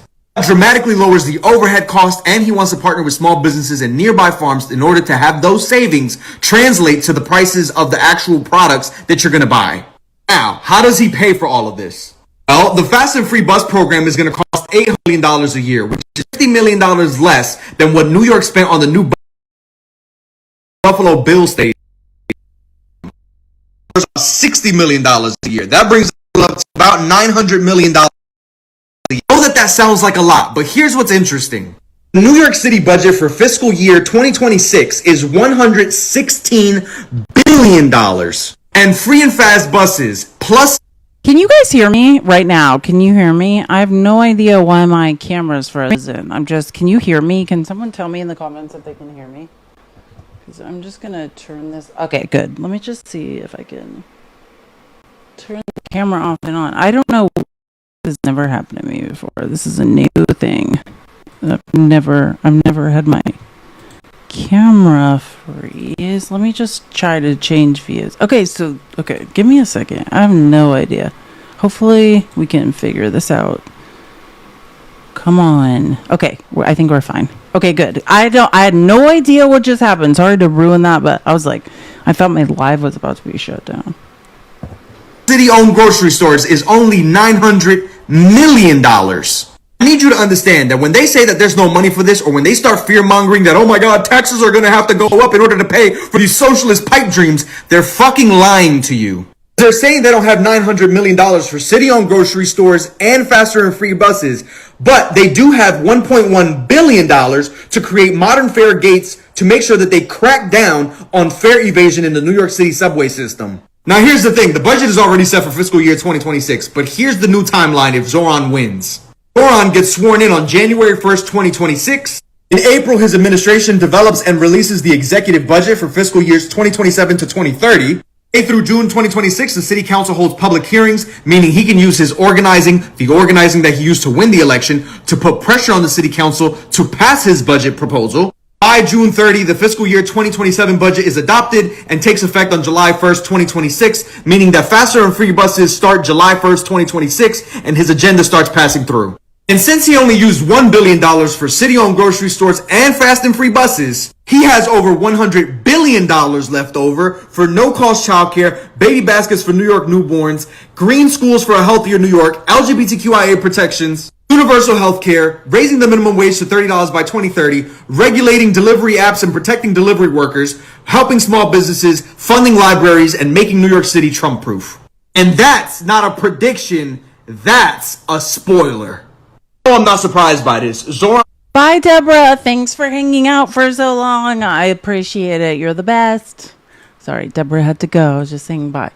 Sorry, I could not. I'm trying to log into my Streamlabs recent events. Do you see what I'm saying, though? This is the problem. This is why billionaires are mad. Because don't let people know in the most unaffordable city in America that there's a way to make their lives better, right? Like, we just need to keep robbing poor people and telling them, like, it's you. If you would just pull yourself up by the bootstraps a little harder, things would get better for you. It's you. Anybody in America can become a billionaire. It's your fault you're not one. Which, if you can do math, if you've taken a statistics class in your life, which that's all of MAGA who has never and has no idea how to do math, you know that is an absolute lie, right? And whenever someone like Malcolm X or Zoran Mamdani start speaking the truth and giving the masses hope, that is a very, very dangerous thing to the establishment, to the donor class, right? Can't have, statistics is so hard. No, I was like a C minus. Sorry, there was like sorry, I thought there was a fruit fly on my microphone, so I decided to try to attack it. I don't think it was, though. It was just a speck of dust. But yeah, that's you don't want to give people hope. You don't want to let people know that there's a way around the delusions of capitalism. And by the way, pull yourself up by the bootstraps is the most ironic thing. I love when Republicans say that. That is an oxymoron. It's a joke. You can't pull yourself up by your bootstraps. Like, it's an impossibility. And the best thing is that Americans literally say that and don't understand that was a sarcastic thing that was being said in the 20s during the Great Depression. It is impossible to pull yourself up by your bootstraps. Think about it. And then they're like, yeah, just do it. Yeah. Let's not tell anyone the truth. Let's just let everyone who can't do math believe that at any second, if you just work hard enough, if you just try hard enough, you too can be a billionaire. Like, that is the most delusional shit of all time. I always talk about, I love Jennifer Welch, who does, God, I always forget it. I've Had It podcast. I always talk about, she used to be on Bravo as an interior designer. I just want to play a couple clips. This is in my presentation. Eric Adams. I'm sure a scavenger hunt was fun for the people with nothing better to do. Mamdani is trying to turn our city into the Squid Games. I think that's real. It's real. Yeah. This is a guy whose administration has had fun doing illegal things. Right. And now thinks it's illegal to have fun. There is room for joy in our politics. Yes. As corny as it may sound, if all we ever do is struggle and fight, we will exhaust ourselves. We have to also have a vision of what life could be like, what we're fighting for. Yeah. And I think part of the inability of Cuomo and Adams to understand the scavenger hunt is that they don't understand the room in a working person's life for rest, for relaxation, for time. And I would just say they're fun haters. Yeah, that was a nice way for you to put it. I'm going to go on the record. Andrew Cuomo. If you only have 2 seconds, it's Eric fun Adams, haters. you're fun haters. Eric Adams. I love it. Okay, wait. And one more. I have one more. And this was titled, I'm not making up this title because I love, like, all I've heard this morning is Republican liars saying that Zoran Mamdani is an anti-Semite. So I'm now, sorry, I made this presentation a while ago, but I'm remembering now why I made it. So one more clip from the I've Had It podcast about, and it's literally, I didn't title it this, it is titled Zoran's Commitment to Jewish New Yorkers.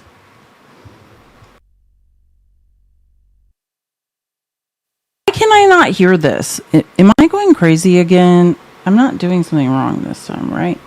Hold on a second. I'm just going to look this up because I'm not. I feel like I'm gaslighting myself today about clips. It's like, is this me or is this clip? Hold on, this presentation. So I'm just going to find the link so I don't have to wonder, is it me? Did I do this? Oh, here it is. Okay, cool. Give me 1 second. I'm just going to... Oh, these are even better. I didn't add the last part of this presentation.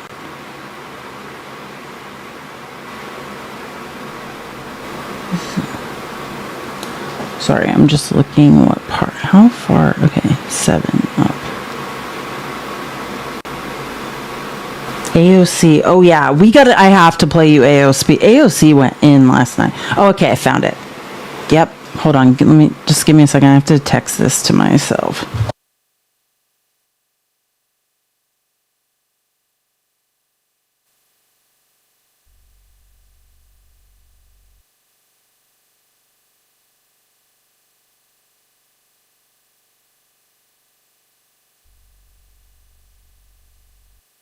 Be a newer. I don't even. Why is there's one fruit fly terrorizing? I don't even think this is the one I was talking. This is a different. Now I'm remembering. Hold on, let me pull this one up. Let's see what this one is, and then I'm going to find the other one because this might not even be the one. And if your kids in Israel want to go to a higher education, guess what? They don't have to go in debt. This is a good one. I love this woman. By us. And if your kids in Israel want to go to a higher education, guess what? They don't have to go in debt because it's subsidized by us, by these politicians. Let's do roll call. Let's put them up. Let's call them out. Let's go. New York Democrats who haven't endorsed Ma'am Donnie and their AIPAC bag. Let's go. Representative Laura Gillen, $94,905. Representative Adriano Espialat, I'm butchering his last name, $202,000. Representative Tom Swazi, $312,000. Representative Dan Goldman, $366,000. Representative Gregory Meeks, $690,000. Representative Grace Ming, $619,000. Senator Kirsten Gillibrand, almost $1 million, coming in at $997,000. And I will remind you that she engaged in Islamophobic attacks on this mayoral candidate and didn't defend Islamophobia, yet is so quick to call out anybody as being anti-Semitic. And that's the thing in this, is that we can speak out against the provocations and the war crimes of the Israeli government, and they don't get to hold us hostage and tell us we're anti-Semitic. That's bullshit, and don't fall into that trap. Next up, Representative Richie Torres, $1.5 million. Senator Chuck Schumer, $1.7 million. Hakeem Jeffries, $1.7 million. Representative George Latimer, $19 million, almost $20 million. If you listen, like, it took Hakeem Jeffries, like, up until, I can't remember, it's like probably 4 days before the election. And I mean, he's better than stupid Chuck Schumer. He was like, basically, this is me paraphrasing, but he said, like, I endorse that guy running in New York kind of thing. So, I mean, the stranglehold, understand why Zohran Mamdani faces so much opposition. New York City is like flooded with AIPAC money. These people are literally paid to not allow him to be elected. And like Hakeem Jeffries, for him to even say that, I was like, wow, like, I bet he's not even allowed to. He was like, I endorse that guy. Chuck Schumer never did. Like, they are literally paid to oppose this man. What do you think about all this? Well, I think you can't serve two masters.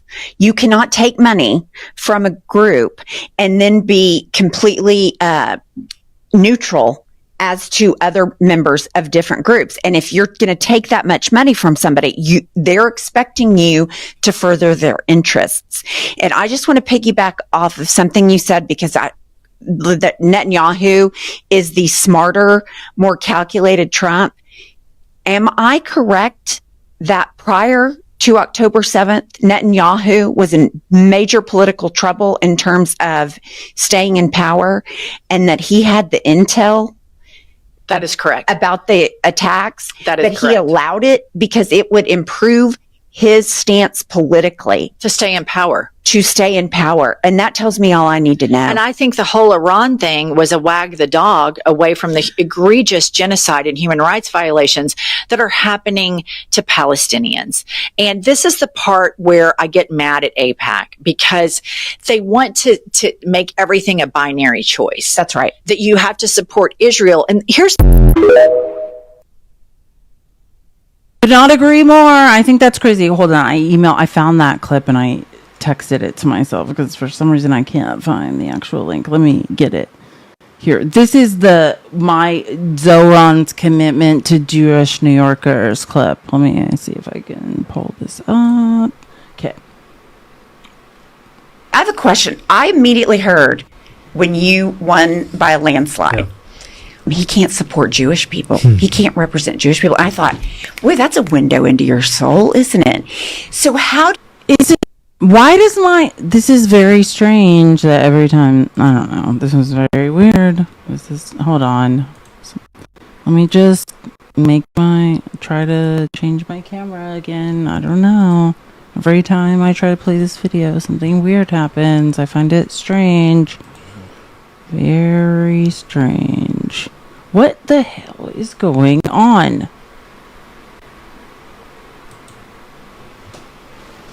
This is insane.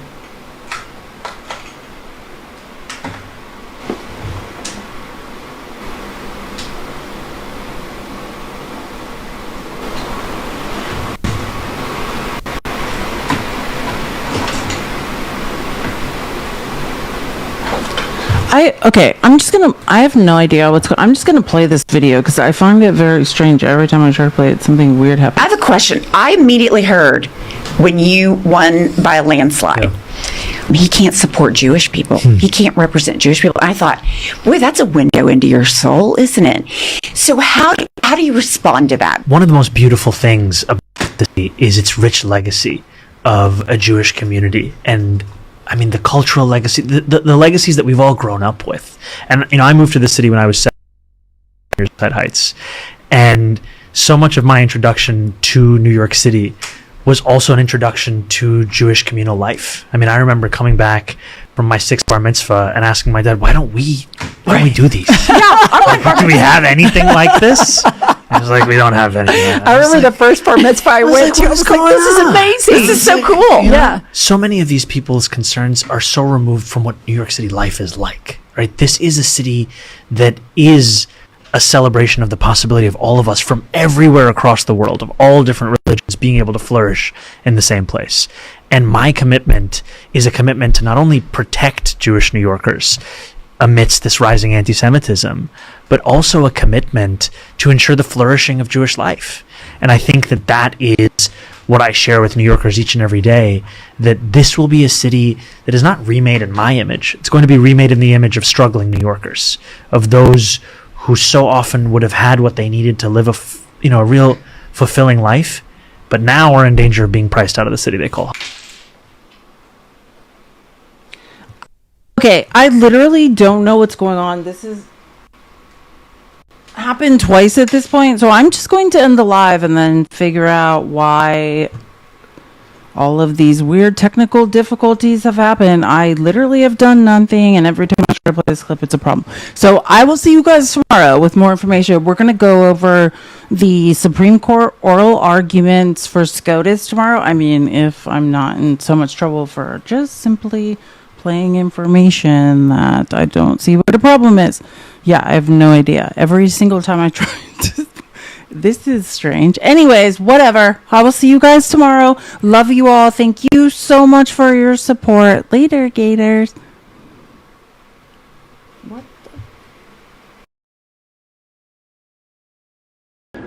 I said move, bitch. Get out the way. Get out the way, bitch.